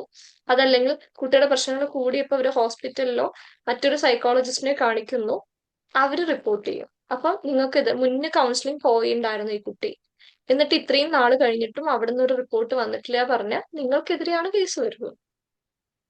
സാധ്യതകളില്ലേ? ഓക്കെ. ഇത് സാധ്യതകളുണ്ടല്ലോ. ഉണ്ട് ഉണ്ട്. കുട്ടി വേറൊരു കൗൺസിലറുടെ അടുത്ത് പോകാൻ സാധ്യതയുണ്ട്. നമ്മൾ റിപ്പോർട്ട് ചെയ്യാത്ത ചോദിച്ചോട്ടെ. ഒരു മിനിറ്റ്, ഇത് കംപ്ലീറ്റ് ചെയ്യട്ടെ. ഇപ്പൊ നമ്മൾ റിപ്പോർട്ട് ചെയ്തില്ല, കൗൺസിലർ നമ്മൾ റിപ്പോർട്ട് ചെയ്തില്ല, കുട്ടി ചിലപ്പോൾ വേറൊരാളോട് പോയി പറയാണ്, അയാൾ മൗത്ത് ടു മൗത്ത് അത് പല ആളുകളിൽ എത്താണ്, അതല്ലെങ്കിൽ അവർ വഴി അതൊന്ന് റിപ്പോർട്ടിങ്ങിലേക്ക് പോവുകയാണ് എന്നുണ്ടെങ്കിൽ എന്ത് ചെയ്യാൻ പറ്റും? ഇന്നലെ സ്കൂളിൽ ഒരു റാഗിങ് ഉണ്ടായി. സ്കൂളിന്റെ ഉള്ളിൽ നല്ല റിപ്പോർട്ട് പോയത്. ഞാൻ ഉണ്ടായിരുന്നില്ല സ്കൂളില്, ഹൈസ്കൂളിലായിരുന്നു. ഹയർ സെക്കൻഡറിയിൽ ഇന്റർവെല്ലിന് ചെറിയൊരു രീതിയിലുള്ള റാഗിങ് നടന്നു. പുറത്തുനിന്നുള്ള ഒരാളാണ് ഫോട്ടോ എടുത്തിട്ട് റിപ്പോർട്ട് ചെയ്തത്, വഴി കൂടെ നടന്നു പോകുന്ന ഒരാള്. അപ്പൊ ഇതേപോലെ കുട്ടി നമ്മളോട് പറഞ്ഞിട്ട് നമ്മൾ റിപ്പോർട്ട് ചെയ്തില്ല, കുട്ടി മറ്റാരോടെങ്കിലും ഇത് ഓപ്പൺ അപ്പ് ആയാൽ, കുട്ടിക്ക് ട്രസ്റ്റ് തോന്നുന്ന ഫ്രണ്ടിനോടാവാം, ടീച്ചറോടാവാം, അതല്ലെങ്കിൽ വേറെ ആരോടെങ്കിലും കുട്ടി പറഞ്ഞിട്ടുണ്ടെങ്കിൽ അവര് റിപ്പോർട്ട് ചെയ്ത് കഴിഞ്ഞാൽ ആ ഒരു കോൺസിക്വൻസും നിങ്ങളുടെ അടുത്തേക്ക് തന്നെയായിരിക്കും വരുന്നത്. കുട്ടികൾ സത്യസന്ധരാണ്, അവർ തുറന്ന് പറയും. മുന്നേ കൗൺസിലിംഗ് പോയി ചോദിച്ചാൽ കുട്ടി പോയി എന്ന് പറയും. ആരോടൊക്കെ പറഞ്ഞിട്ട് ചോദിച്ചാൽ ഇന്ന ആൾക്കാരോടൊക്കെ പറഞ്ഞിട്ട് എന്ന് പറയും. അവര് കംഫർട്ടബിൾ ആയി കഴിഞ്ഞാൽ അവരെല്ലാം പറയും. അപ്പൊ നമ്മൾ കൊടുക്കും. പിന്നെ അപ്പൊ നമ്മുടെ ഒരു നമുക്ക് ഈ കേസില് ഈ പേരന്റിന് സൈക്കോ എഡ്യൂക്കേഷൻ കൊടുക്കാവോ? അവരിപ്പം പറയും ഞാൻ പറഞ്ഞിട്ട് സൂയിസൈഡ് ചെയ്യാൻ പോവാന്നൊക്കെ വളരെ പറയുമ്പോൾ നമുക്ക് സൈക്കോ എഡ്യൂക്കേഷൻ കൊടുക്കാവോ അവർക്ക്? നമ്മൾ അവരെ ഇമോഷണലി കംഫർട്ട് ആക്കാം. അതാ പറഞ്ഞത്, അത് നമുക്ക് ശരിക്കും ഈ ഒരു സെഷനിൽ എല്ലാം കൂടി ഇൻക്ലൂഡ് ചെയ്യാൻ പറ്റാത്തതുകൊണ്ട് നമ്മൾ അവരെ സൈക്കോ എഡ്യൂക്കേറ്റ് ചെയ്യാം, സംസാരിച്ച് മനസ്സിലാക്കിക്കാം എന്നുള്ളത്. കാരണം അവരുടെ സംബന്ധിച്ച് അവരുടെ ഒരു പ്രസ്റ്റീജ് ഇഷ്യൂ ആണ്, സ്വന്തം ഹസ്ബൻഡാണ് ചെയ്യുന്നത് എന്നുള്ളത്. പക്ഷെ അപ്പോഴും അവരവരുടെ കുട്ടീനെ പറ്റി ആലോചിക്കുന്നില്ല. അപ്പൊ അത് നമ്മൾ അവരുടെ ബോധ്യത്തിലേക്ക് കൊണ്ടുവരാം. പക്ഷെ നമുക്ക് റിപ്പോർട്ട് ചെയ്തേ പറ്റും, മാൻഡേറ്ററി റിപ്പോർട്ടിംഗ് ആണ്. നമ്മൾ സ്കൂളിലാണെങ്കിലും എന്ത് ചെയ്യണം, സ്കൂൾ കൗൺസിലേഴ്സ് ആണെങ്കിൽ എന്താ വെച്ചാല് നമ്മൾ അവിടുത്തെ ഹയസ്റ്റ് അതോറിറ്റിയാണ് റിപ്പോർട്ട് ചെയ്യുന്നത്. സ്കൂൾ കൗൺസിലേഴ്സ് ആകുമ്പോൾ നമ്മളൊരു റിപ്പോർട്ട് HMന് കൊടുക്കുക, HM വേണം വിളിച്ച് റിപ്പോർട്ട് ചെയ്യാം കേട്ടോ. അത് പ്രത്യേകം ശ്രദ്ധിക്കുക. അവിടുത്തെ അതോറിറ്റിയോട് വിളിച്ച് ചൈൽഡ് ലൈനിലേക്ക് വിളിച്ച് റിപ്പോർട്ട് ചെയ്യാൻ പറയുക. അവര് റിപ്പോർട്ട് ചെയ്യുന്നില്ല എന്നുണ്ടെങ്കിൽ നിങ്ങൾക്ക് ചൈൽഡ് ലൈനിലേക്ക് വിളിച്ച് റിപ്പോർട്ട് ചെയ്യാം. HMനെ അറിയിച്ചിരുന്നു എന്ന് പറഞ്ഞുകൊണ്ട് തന്നെ റിപ്പോർട്ട് ചെയ്യാം. കാരണം അത് നമുക്ക് ഇല്ലാന്നുണ്ടെങ്കിൽ നിങ്ങൾ എന്തുകൊണ്ട് HMനെ അറിയിച്ചില്ല എന്നുള്ള ചോദ്യം വരും. അപ്പൊ റിട്ടേൺ ആയിട്ട് കൊടുക്കുക, ഫോട്ടോ എടുത്ത് വെക്കുക. റിട്ടേൺ, എല്ലാം റിട്ടേൺ ആയിരിക്കണം, ഒന്നും വാക്കാലാക്കരുത്. അത് റിട്ടേൺ ആയിട്ട് കൊടുക്കുക എന്നുള്ളതാണ് ഏറ്റവും ഇമ്പോർട്ടന്റ് ആയിട്ടുള്ള കാര്യം. ഇനിയിപ്പോ നിങ്ങൾ ഇതേപോലെ ICDS പ്രോജക്റ്റുകളുടെ ഭാഗമായിട്ടാണ് വർക്ക് ചെയ്യുന്നതെങ്കിൽ നമ്മൾ HM മാത്രമല്ല, നമുക്ക് ഈ പറഞ്ഞ DCPU CDPU ഒക്കെയാണ് നമ്മൾ റിപ്പോർട്ട് കൊടുക്കുക. അങ്ങനെ റിപ്പോർട്ട് ചെയ്യുക. അപ്പൊ അവിടെ അങ്ങനത്തെ ആരും ഇല്ലാത്തതുകൊണ്ട് അതിലേക്ക് ഞാൻ പോകുന്നില്ല. നിങ്ങൾ ഗവൺമെന്റ്, ഇത് പ്രോജക്റ്റ് ആണ്, കോൺട്രാക്ട് ബേസ്ഡ് ആയിട്ടുള്ള 1 year പ്രോജക്റ്റ് ആണ്. ഇപ്പൊ ഇങ്ങനത്തെ പ്രോജക്റ്റുകളിൽ ഗവൺമെന്റിന്റെ ഇതിൽ വർക്ക് ചെയ്യുന്ന സമയത്ത് നമ്മുടെ അതോറിറ്റി ആരാണോ HM കൂടാതെ അവർക്കും കൂടി ഒരു റിപ്പോർട്ട് നമ്മൾ കൊടുക്കേണ്ടി വരും. കാരണം ചൈൽഡ് ലൈനിൽ പോയാലും ഇതേ DCPUക്ക് തന്നെയാണ് കോള് വരുന്നത്. സോ നമ്മുടെ അങ്ങോട്ടായിരിക്കും, DCPUലേക്ക് നേരിട്ടായിരിക്കും റിപ്പോർട്ട് ചെയ്യുന്നത്. മാം ഞാനൊരു ഡൗട്ട് ചോദിച്ചോട്ടെ? Thank you ma'am. Okay. Okay, അപ്പൊ ഒരു മാം മിനിറ്റ് ഞാനൊരു ഡൗട്ട് ചോദിച്ചോട്ടെ? ചോദിക്കൂ. പറഞ്ഞോട്ടെ? ഓക്കെ. ആ. മാം ഞാൻ ഒരു അസിസ്റ്റന്റ് കൗൺസിലറായിട്ട് വർക്ക് ചെയ്യാണ്. അപ്പൊ നമ്മുടെ അടുത്തൊരു കേസ് വന്നിരുന്നു, ഇതുപോലെ തന്നെ ഒരു പോക്സോയാണ് വന്നിട്ടുണ്ടായിരുന്നത്. അപ്പം അത് ഓൾറെഡി കുട്ടി ഫ്രണ്ട്സിനോട് പറഞ്ഞിട്ട് അവരുടെ വീട്ടുകാരാണ് പോലീസിൽ കംപ്ലൈന്റ് ചെയ്തത്. പക്ഷെ മാം പറഞ്ഞ പോലെ 7ാം ക്ലാസ്സിൽ പഠിക്കുന്ന കുട്ടിയാണ്, പെൺകുട്ടിയാണ്. പക്ഷെ അത് സ്കൂളിലേക്ക് പോലീസുകാർ കയറി ചെന്നത് മഫ്തിയിലായിരുന്നില്ല, ഫുൾ യൂണിഫോമിലായിരുന്നു, പോലീസ് ജീപ്പിലായിരുന്നു ചെന്നിരുന്നത്. ഇത് ആ കുട്ടി അയാള് അങ്ങനെ ചെയ്തു എന്നതിൽ കൂടുതൽ കുട്ടി ഡൗൺ ആയി പോയത് ഇതുപോലെ പോലീസുകാർ കയറി വന്നു, ഫ്രണ്ട്സ് എല്ലാം ഇല്ല കണ്ടു. കേട്ടോ, അത് ലീഗലി ഇഷ്യൂ ആണ്. സ്കൂളിൽ വെച്ച് മൊഴിയെടുക്കാൻ പറ്റില്ല. ഓക്കെ. അപ്പൊ നമുക്ക് അങ്ങനെ ഒരു കേസ് നമ്മുടെ അടുത്ത് വന്നാൽ നമുക്ക് എന്ത് ചെയ്യാൻ പറ്റും? അത് അല്ല, ഓൾറെഡി റിപ്പോർട്ടഡ് അല്ലേ കേസ്? അല്ല, കേസ് റിപ്പോർട്ടഡ് ആണ്. ഞാൻ ചോദിക്കുന്നത്, ഇപ്പൊ ഈ പോലീസ് ഓഫീസേഴ്സ് ഇതുപോലെ വന്നാല് ആ കുട്ടി അതിന്റെ പേരിൽ ഫ്രണ്ട്സിന്റെ മുമ്പിൽ ആകെ, അങ്ങനെ കുട്ടികൾക്ക് അറിയില്ല ഇതിന്റെ ഉള്ളിൽ എന്താണ് സംഭവിച്ചിരിക്കുന്നത് എന്നുള്ളത്. കാരണം സ്കൂളിൽ വെച്ചിട്ടല്ല ഈ സംഭവം നടന്നിട്ടുള്ളത്, വീടിന്റെ അടുത്ത് വെച്ചിട്ട് കുട്ടി മിഠായി വാങ്ങിക്കാൻ വേണ്ടി കടയിൽ പോകുമ്പോഴാണ് ഈ സംഭവം നടന്നിട്ടുള്ളത്. അപ്പം സ്കൂളിലെ ഒറ്റ കുട്ടികൾക്കും ഈ വിവരം അറിയില്ല. പക്ഷെ ഈ പോലീസുകാർ വന്നതിന്റെ ഭാഗമായിട്ട് ഈ കുട്ടിയെ സ്കൂളിൽ നിന്ന് വിളിപ്പിക്കുകയും ഓഫീസ് റൂമിലേക്ക് കയറുകയും ചെയ്യുമ്പോൾ ഇന്റർവെൽ സമയത്തായതുകൊണ്ട് ഒട്ടുമിക്ക കുട്ടികളും ഇത് കണ്ടിട്ടുണ്ട്. അപ്പൊ അതോടുകൂടി കുട്ടി ആകെ ഡൗൺ ആയി പോയി. കുട്ടി ക്ലാസ്സിൽ ഭയങ്കര ആക്റ്റീവ് ആയിട്ടുള്ള കുട്ടിയായിരുന്നു. ഇത് സംഭവിച്ചതിന് ശേഷം കുട്ടി ഭയങ്കര ആക്റ്റീവ് ആയിരുന്നു. പക്ഷെ ഈ പോലീസുകാർ സ്കൂൾ വന്നതിന് ശേഷം കുട്ടി ആകെ ഡൗൺ ആയി പോയി. അപ്പൊ നമുക്ക് ഓക്കെ. ഈ ഓഫീസേഴ്സിന്റെ അടുത്ത് അല്ലെങ്കിൽ നമുക്ക് ചെയ്യാൻ പറ്റിയ എന്തെങ്കിലും ഉണ്ടോ? അതായത് അവര് ഇപ്പൊ നമ്മളെ കൗൺസിലേഴ്സിനെ സംബന്ധിച്ചിട്ട് അവര് അങ്ങനെ വരാൻ പാടില്ലെന്നാണ് നിയമം ഉള്ളത്. പക്ഷെ അവരങ്ങനെ യെസ്. വന്നിട്ടുണ്ട് എങ്കിൽ നമുക്ക് എന്താണ് അല്ല, അത് ചെയ്യാൻ അത് പറ്റുക? നടപടി അവരെടുത്തോളൂല്ലോ. പാരന്റ്സ് കംപ്ലൈന്റ് കൊടുത്തു കഴിഞ്ഞാൽ നടപടി എടുക്കും. ചൈൽഡ് ലൈനിൽ വിളിച്ച് പറയാലോ. പക്ഷെ നമുക്ക് വേറെ നടപടികളൊന്നും ഉണ്ടായിരുന്നില്ല. അവര് പറയുകയൊക്കെ ചെയ്തു, പക്ഷെ വേറെ നടപടികളൊന്നും തന്നെ ഉണ്ടായിരുന്നില്ല. അത് അവിടെ ഞങ്ങളത് പോലീസിന്റെ ചോദിക്കുകയും സൈഡിൽ നിന്ന് ചെയ്തു. പറ്റ അത് പോലീസിന്റെ അതെന്താണെന്നറിയോ? ഇത് മേ ബി ഉം. സ്കൂൾ ഒന്നാമത്തെ കാര്യം പോക്സോ വരുന്നത് മഫ്തിയിലാണ് വരേണ്ടത്. പിന്നെ ഒരു റൂളിലുള്ളത് ഓക്കെ. അതായത് ജീപ്പിലാണ് വരുന്നതെങ്കിൽ ജീപ്പ് സ്കൂൾ കോമ്പൗണ്ടിൽ കയറാൻ പറ്റില്ല. Jeep okay. പുറത്തിട്ടിട്ട് വേണം ഇവര് കയറാനായിട്ട്. അത് മഫ്തിയിലായിരിക്കണം എന്ന് ഉം. മാൻഡേറ്ററി ആയിട്ടുള്ള കാര്യമാണ്. അതിപ്പോ എന്ത് കാര്യത്തിലും സ്കൂൾ അന്വേഷണത്തിന് വരികയാണെങ്കിലും അങ്ങനെയാണ് റൂൾ ഉള്ളത്. അപ്പൊ ഉം. അത് പോലീസുകാർക്ക് ഇനി അറിയാഞ്ഞിട്ട് ഒന്നുമല്ല, അവരത് പെട്ടെന്ന് വന്നതായിരിക്കും. അതെന്തോ അത് ശരിക്കും ചെയ്യാൻ പാടില്ല എന്നാണ്. ഇന്നലെയും നമുക്ക് ട്രെയിനിങ് കിട്ടിയെടുത്ത് അതാ പറയുന്നത്. ഇന്നലെ ഞങ്ങൾക്ക് ട്രെയിനിങ് ഉണ്ടായിരുന്നു. അപ്പൊ ഈ പോക്സോ ഉം. ഓൾറെഡി എന്റെ കൂടെ വർക്ക് ചെയ്യുന്ന കുറെ പേരൊക്കെ MSW-കാരാണ്. അപ്പൊ അവർക്ക് ഈ പോക്സോയിൽ ഭയങ്കര സംശയമുള്ളതുകൊണ്ട് ഇന്നലെ നമുക്ക് CWCയുടെ മെമ്പറും അതേപോലെ അഡ്വക്കേറ്റും ആയിട്ടുള്ള ഒരു മാമ വന്നിട്ട് ഇന്നലെയും ക്ലാസ് എടുത്തപ്പോൾ പ്രത്യേകം പറഞ്ഞൊരു കാര്യമാണത്. പോലീസുകാർ ഒരിക്കലും അങ്ങനെ വരാൻ പാടില്ല എന്ന്. അപ്പോൾ എന്റെ ഒരു അറിവും അങ്ങനെ തന്നെയാണ്. മഫ്തിയിലാണ് വരേണ്ടത്. പിന്നെ സ്കൂളിൽ വെച്ച് ഒരിക്കലും മൊഴിയെടുക്കേണ്ട ഒരു ആവശ്യവും ഇല്ല. കുട്ടിക്ക് ഓക്കെ. അതായത് പെച്ചമ്മ റിപ്പോർട്ട് ചെയ്തിട്ട് കുട്ടി അവിടെ വെച്ച് മൊഴി കൊടുക്കാൻ സമ്മതമാണെങ്കിൽ മാത്രമേ സ്കൂൾ എടുക്കണ്ടൂ. അല്ലെങ്കിൽ കുട്ടിയുടെ വീട്ടിൽ പോയി കുട്ടിക്ക് കംഫർട്ടബിൾ ആയിട്ടുള്ള ഒരു സ്പേസിൽ ഇരുന്ന് വേണം മൊഴി എടുക്കാനായിട്ട്. അത് ഓക്കെ. അവരുടെ സൈഡിൽ നിന്ന് വന്നിട്ടുള്ള ഒരു എററാണ്. അത് അപ്പൊ നമ്മളപ്പോ നിയമപരമായിട്ട് തന്നെ അതിനെതിരെ നമുക്ക് കംപ്ലൈന്റ് കംപ്ലൈന്റ് ചെയ്യാം. ഇതിന്റെ പേരിൽ കുട്ടി ചെയ്യാൻ പറ്റുമല്ലോ.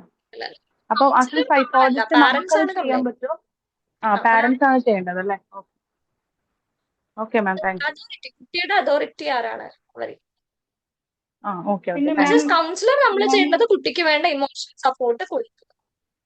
യു. ഓക്കെ ഓക്കെ പിന്നെ ഓക്കെ മാം, മാം താങ്ക് യു. അതേപോലെ കേസ് ഹലോ മാം പറയൂ പറയൂ, കേൾക്കുന്നുണ്ട്. മാം ഇതേപോലെ ഒരു കേസ് എടുത്തതിന് ശേഷം അത് ഒത്തുതീർപ്പാക്കുന്ന കേസുകളും ഉണ്ടല്ലോ അല്ലേ? ഹലോ മാം എങ്ങനെയാണ് ഒത്തുതീർപ്പാക്കുക? പോക്സോ എങ്ങനെയാണ് ഒത്തുതീർപ്പാക്കുന്നത്? പോക്സോ എങ്ങനെയാ? കേൾക്കുന്നില്ലേ ഞാൻ പറയുന്നത്? പോക്സോ എങ്ങനെയാണ് ഒത്തുതീർപ്പാക്കുക? പോക്സോയ്ക്ക് ഒത്തുതീർപ്പില്ല.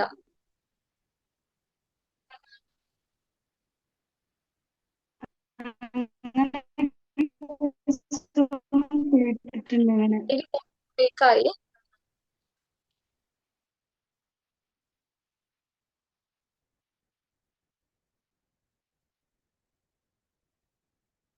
ആ വേറെ ആർക്കെങ്കിലും ഞാൻ പറയുന്നത് കേൾക്കുന്നുണ്ടോ? കേൾക്കാം കേൾക്കാം മാം, മാം, കേൾക്കാം. കേൾക്കാം. ഓക്കെ. അവിടെ നിന്നുള്ള നെറ്റ് ഇഷ്യൂ ആണ്. അപ്പൊ പോക്സോയ്ക്ക് ഒത്തുതീർപ്പ് ഇല്ല. അങ്ങനെ എങ്ങനെയാണ് ഒത്തുതീർപ്പാക്കി ഇടുന്നത് എന്ന് എനിക്കറിയില്ല.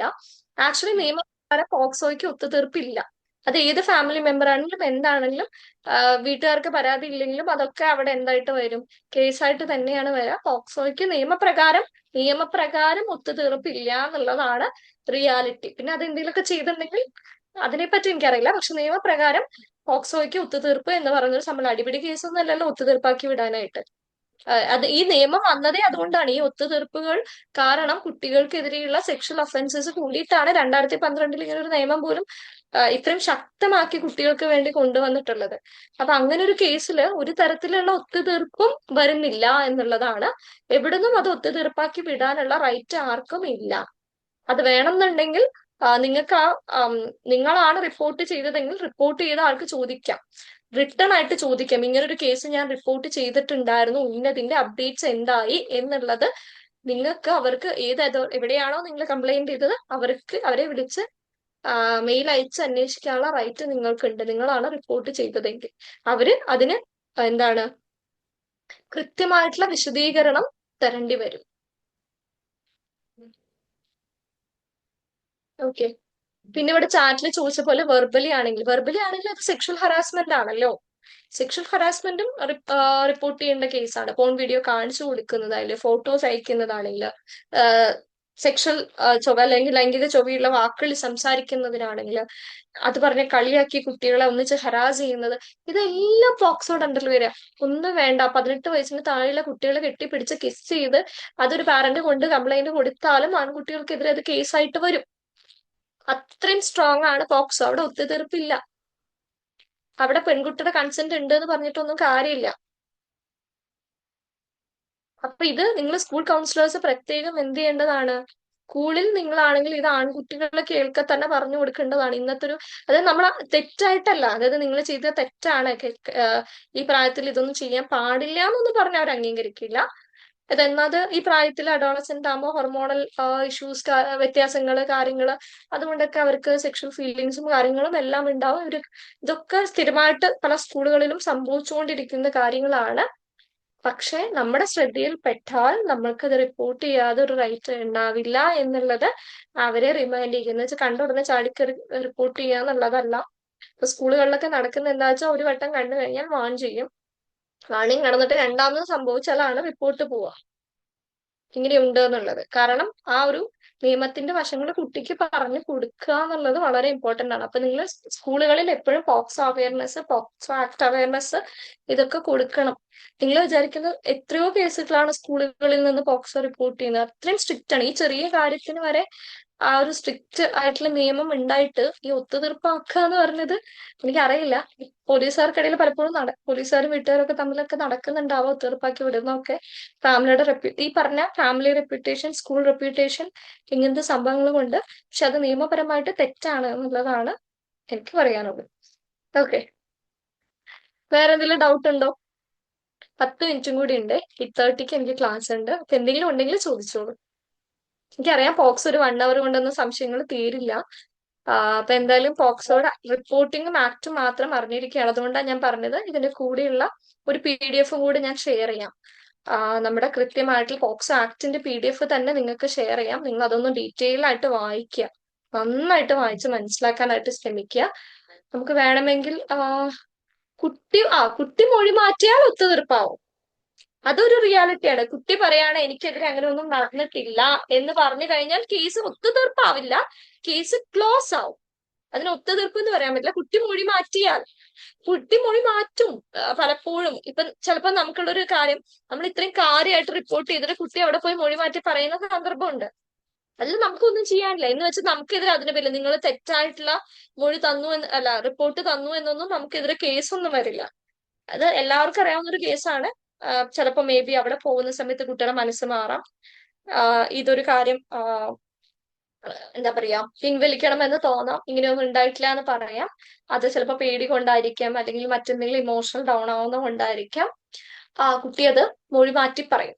മൊഴി മാറ്റി പറഞ്ഞാൽ കേസ് ക്ലോസ് ആവും. ഒത്തുതീർപ്പാക്കുക എന്നുള്ളതും ക്ലോസ് ആവുക എന്നുള്ളത് രണ്ടാണ്. ക്ലോസ് ആവും. ഓക്കെ മേഡം, അപ്പൊ ഈ മൊഴി മാറ്റി പറയുന്നത് ഇനിയപ്പോ കൊച്ചിനെ ആരെങ്കിലും ഭീഷണിപ്പെടുത്തിയിട്ടോ അങ്ങനെ വല്ലതും ആണോ? അങ്ങനെ ഉറപ്പല്ലേ? അപ്പൊ അതില് അവരവിടെ ചോദിക്കും. അല്ലല്ല, CWSയിൽ വരുന്ന സമയത്ത് അവിടെ കൗൺസിലേഴ്സ് ഉണ്ട്. അവര് കുട്ടിയോട് സംസാരിക്കും. കുട്ടി കംഫർട്ടബിൾ ആണോ നോക്കും. ഒരു സെഷനൊക്കെ അവര് നോക്കും. ചില സമയത്ത് കുട്ടി മൊഴി മാറ്റുന്നത് മിക്കവാറും ഈ പേടി കൊണ്ടോ അതല്ലെങ്കിൽ സ്വന്തം അച്ഛൻ ജയിലിൽ പോകുന്നൊക്കെ കേൾക്കുമ്പോ കുട്ടിക്ക് എന്താണ് ഒരു പേടിയുണ്ടല്ലോ. അത് കുട്ടി അച്ഛനോട് അച്ഛൻ കുട്ടിയോട് ചെയ്ത തെറ്റാന്ന് കുട്ടിക്കറിയാം. പക്ഷെ കുട്ടിയുടെ അച്ഛൻ തന്നെയാണ് കുട്ടിയെ സംബന്ധിച്ച്.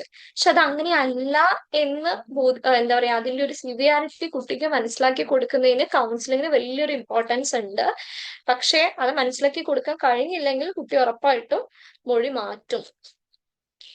ചെയ്തത് തെറ്റാണ്, ആര് ചെയ്താലും തെറ്റാണ്. അച്ഛന് സ്നേഹമുള്ള ഒരാൾ ആ തെറ്റ് ചെയ്യില്ല എന്നുള്ള ഒരു ബോധ്യത്തിലേക്ക് കുട്ടീനെ കൊണ്ടുവരാം എന്നുള്ളതും എന്താണ് ഒരു കൗൺസിലറുടെ ഡ്യൂട്ടി കൂടെയാണ്. അത് ഫെയിൽ ആവുന്നിടത്ത് കുട്ടി മൊഴി മാറ്റും. ചിലപ്പോൾ പേടി കൊണ്ട് മൊഴി മാറ്റും. പ്രോപ്പർ കൗൺസിലിംഗ് കിട്ടും. ഈ പല കേസിൽ എന്താന്ന് വെച്ചറിയോ, കുട്ടിയെ പ്രോപ്പർ കൗൺസിലിംഗ് കിട്ടില്ല കുട്ടിക്ക്. ഇവര് പറയുമെങ്കിലും ചില സമയത്ത് വീട്ടുകാർ പറയും പുറത്ത് കൗൺസിലിംഗ് കൊണ്ടുപോകാന്നൊക്കെ. പക്ഷെ ഇവര് പുറത്തൊന്നും കൗൺസിലിംഗ് കൊണ്ടുപോകില്ല. എഴുതി ഒപ്പിട്ടൊക്കെ കൊടുത്തിട്ട് പുറത്തൊന്നും കൗൺസിലിംഗ് കൊണ്ടുപോകാതെ വരുന്ന സമയത്ത് കുട്ടി കൺഫ്യൂസ്ഡ് ആവുകയും പലപ്പോഴും മൊഴി മാറ്റുകയൊക്കെ ചെയ്യുന്ന സിറ്റുവേഷൻസ് ഉണ്ട്. പക്ഷെ അവിടെയൊക്കെ നമ്മൾ ഹെൽപ്ലെസ് ആണ്, നമുക്കൊന്നും ചെയ്യാൻ പറ്റില്ല.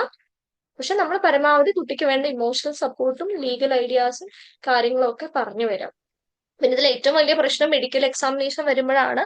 അവിടെ പ്രോപ്പർ ആയിട്ടുള്ള കൗൺസിലിംഗ് കിട്ടിയാൽ, അതിപ്പോ റേപ്പ് പോലത്തെ കാര്യങ്ങൾ നടന്നിട്ടുണ്ട്, പെനിട്രേറ്റീവ് സെക്ഷൽ അസോൾട്ട് ആണ് നടക്കുന്നതെങ്കിൽ അവിടെ മെഡിക്കൽ എക്സാമിനേഷൻ ഉണ്ട്. അതിലേക്ക് കുട്ടി കൺവിൻസ് ചെയ്യിക്കാൻ ഒരുപാട് സമയം എടുക്കും.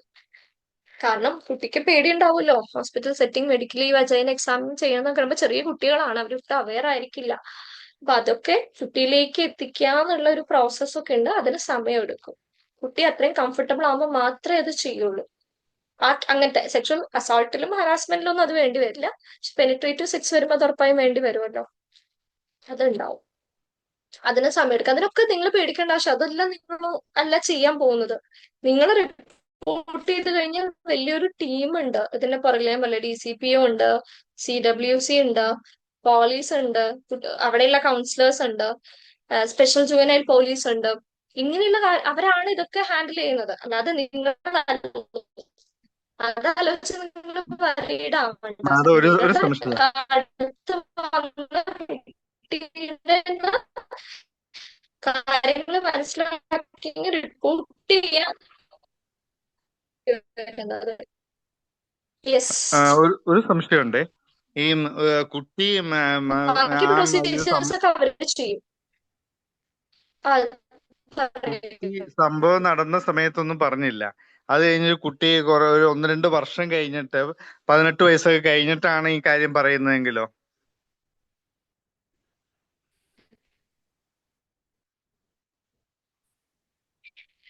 ചോദിക്കാറെന്ന് ചോദിക്കാൻ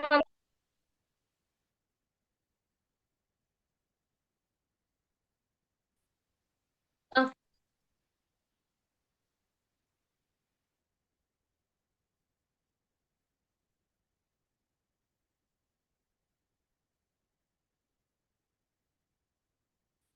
കുട്ടി കുറച്ചു കൊല്ലം കഴിഞ്ഞിട്ടാണ് പിന്നീട് പറയുന്നതെങ്കിലോ?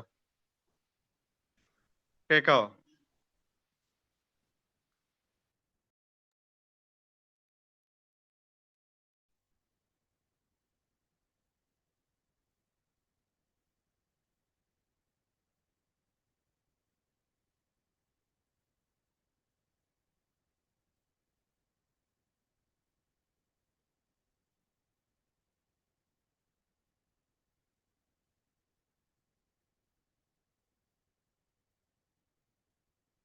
ഓക്കെ. അപ്പൊ ഈ പറഞ്ഞ പോലെ നമ്മുടെ അടുത്ത് വന്ന സമയമാണ്, അതായത് ആ ഒരു സെക്ഷൽ അബ്യൂസ് നേരിട്ട പ്രായമാണ് നമ്മൾ നോക്കുന്നത്.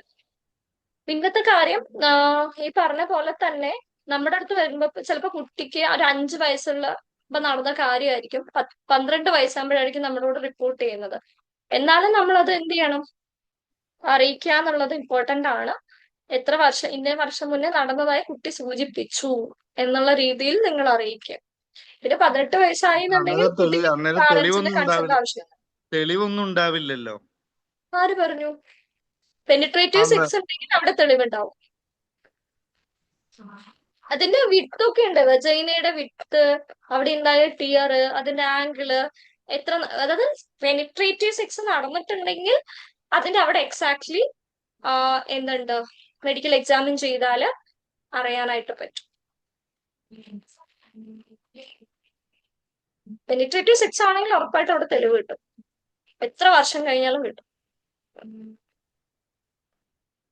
കാരണം ഈ നോർമലി ചെറിയ ടിയർ ഒക്കെ ഉണ്ടാവുമല്ലോ അവിടുത്തെ ഹൈമനില്. ഈ പറഞ്ഞ പോലെ കുട്ടികൾ ഓടുക, ചാടുക, സൈക്കിൾ ഓടിക്കുമ്പോഴൊക്കെ ഡാമേജ് ഉണ്ടാവാനുള്ള സാധ്യതയുണ്ട്. അതുകൊണ്ടുണ്ടാവുന്ന ഒരു ഡാമേജും സെക്ഷൽ ഇന്റർകോഴ്സ് കൊണ്ടുണ്ടാവുന്ന ഡാമേജും രണ്ടും രണ്ടാണ്. അതേപോലെ തന്നെ അതിന്റെ ആംഗിളുകളൊക്കെ ഉണ്ട് എന്നാണ് നമുക്ക് മനസ്സിലായിട്ടുള്ളത്. അപ്പൊ അത് മെഡിക്കൽ പ്രൊഫഷണൽസിന് മനസ്സിലാക്കാൻ പറ്റും. നമ്മൾ ഇപ്പൊ നടന്നൊരു കേസ് ആകുമ്പോൾ നമ്മൾ സ്പേം അങ്ങനെയൊക്കെ വെച്ചിട്ട് DNA അതൊക്കെ നോക്കുന്നതാണ്. പക്ഷെ കുറച്ച് വർഷങ്ങൾക്ക് മുന്നേ ആണെങ്കിൽ അതൊന്നും കിട്ടില്ല. പക്ഷെ ഇങ്ങനത്തെ ഇത് വെച്ച് നമുക്ക് മനസ്സിലാക്കാൻ പറ്റും എന്നുള്ളതാണ് അറിഞ്ഞിട്ടുള്ള കാര്യം. സെക്ഷൽ അസാൾട്ടും കാര്യങ്ങളാണെങ്കിൽ അത് അയാൾക്കെതിരെയുള്ള അന്വേഷണം നടക്കുമ്പോൾ അവർ തെളിയിക്കും ഉണ്ടോ ഇല്ലേ എന്നുള്ളതൊക്കെ. അപ്പോഴേ നമുക്ക് മനസ്സിലാവും. ഈ കുട്ടിയോട് പെരുമാറിയിട്ടുണ്ടെങ്കിൽ പലയിടത്തും വരും. നിങ്ങൾ പോക്സോ റിപ്പോർട്ട് ചെയ്യുമ്പോൾ ശ്രദ്ധിച്ചിട്ടുണ്ടോ? ഒരു കേസ് റിപ്പോർട്ട് ചെയ്ത് കഴിയുമ്പോഴായിരിക്കും പിന്നെ വേറൊരു കേസ് ഒരു കുട്ടിയും കൂടി ഉണ്ട് എന്ന് പറഞ്ഞു വരുന്നത്. കാരണം ഒരാൾ തുറന്നു പറയുമ്പോഴാണ് മറ്റൊരാൾക്ക് തുറന്നു പറയാനുള്ള ധൈര്യം കിട്ടുന്നത്. അത് എത്ര പേര് പറയുന്നു, എന്തൊക്കെ പറയുന്നു എന്നുള്ളത് പിന്നീട് നമുക്ക് അറിയാൻ പറ്റും അയാൾ അങ്ങനെ ചെയ്യുന്നുണ്ടെങ്കിൽ അയാൾ ഈ കുട്ടിയോട് മാത്രമായിരിക്കില്ല ചെയ്തിട്ടുണ്ടാവുക, പല കുട്ടികളോടും ചെയ്തിട്ടുണ്ട്. അപ്പൊ അന്വേഷണത്തിൽ നിന്ന് അത് അവർ മനസ്സിലാക്കിക്കോളും ഇത് നടന്നിട്ടുണ്ടോ ഇല്ലയോ എന്നുള്ളത്. പിന്നെ കേസ് ക്ലോസ് ആവുന്ന ഒരു കണ്ടീഷൻ എന്താ വെച്ചാൽ ആ വ്യക്തി മരിച്ചു പോയിട്ടുണ്ടാവണം. ഇത് ചെയ്ത വ്യക്തി ഇപ്പൊ ജീവനോടില്ലെങ്കിൽ നമുക്ക് ആർക്കെതിരെയും ആക്ഷൻ എടുക്കാൻ പറ്റില്ല, അത്രേ ഉള്ളൂ. അപ്പൊ ചെയ്ത വ്യക്തി അതെ, നാട്ടിലേ തെളിയിക്കുക ഇല്ലെങ്കിൽ നമ്മുടെ പിന്നെ ഡ്യൂട്ടി അല്ല. ആളുമായിട്ട് ഒരു ബന്ധമില്ലെങ്കിൽ മിനിറ്റ്, എങ്ങനെ തെളിയിക്കുക അറിയാം? എന്നുള്ളത് നമ്മുടെ ഡ്യൂട്ടിയാണ്. അല്ല, നടന്നോ ഇല്ലയോ, അതോ സത്യമാണോ സത്യമല്ലേ, ഇതൊന്നും നമ്മുടെ ഡ്യൂട്ടി അല്ല. നമ്മുടെ അടുത്ത് വന്ന കുട്ടീനെ കംഫർട്ട് ആക്കുക എന്നുള്ളതും റിപ്പോർട്ട് ചെയ്യാന്നുള്ളതും മാത്രമാണ് നമ്മുടെ ഡ്യൂട്ടി. ബാക്കിയൊക്കെ പോലീസ് ഓഫീസേഴ്സും ചൈൽഡ് ലൈനിന്റെയും അതല്ലെങ്കിൽ അതുമായി ബന്ധപ്പെട്ട് കിടക്കുന്ന DCPO CWC പോലെയുള്ള അതോറിറ്റീസിന്റെയും സ്പെഷ്യൽ ജുവനൈൽ പോലീസിന്റെയും ഒക്കെ ഡ്യൂട്ടിയാണ്. ഓക്കെ, വേറെ എന്താ ചോദിക്കാമെന്ന് ചോദിച്ചോ. ആൺകുട്ടികൾക്കെതിരെയുള്ള കേസുകളോ ഇങ്ങനെയുള്ള പ്രശ്നങ്ങൾ ഉണ്ടാവുകയാണെങ്കിലോ? പോക്സോയിൽ വരുമല്ലോ, അതല്ലേ അത് പറഞ്ഞത്, ജെൻഡർ ന്യൂട്രൽ ആണ്. ന്യൂട്രൽ ആണല്ലേ? ജെൻഡർ ന്യൂട്രൽ ലോ ആണ് പോക്സോ. ആൺകുട്ടികൾക്കോ പെൺകുട്ടികൾക്കോ നേരെയുള്ള അങ്ങനെയൊന്നുമില്ല, ഏത് തരത്തിലുള്ള അങ്ങനെയൊന്നുമില്ല. അതിക്രമം ഇല്ല. ശരി ശരി. വേറൊരാളും കൂടി വോയിസ് ഓൺ ആക്കിയായിരുന്നു.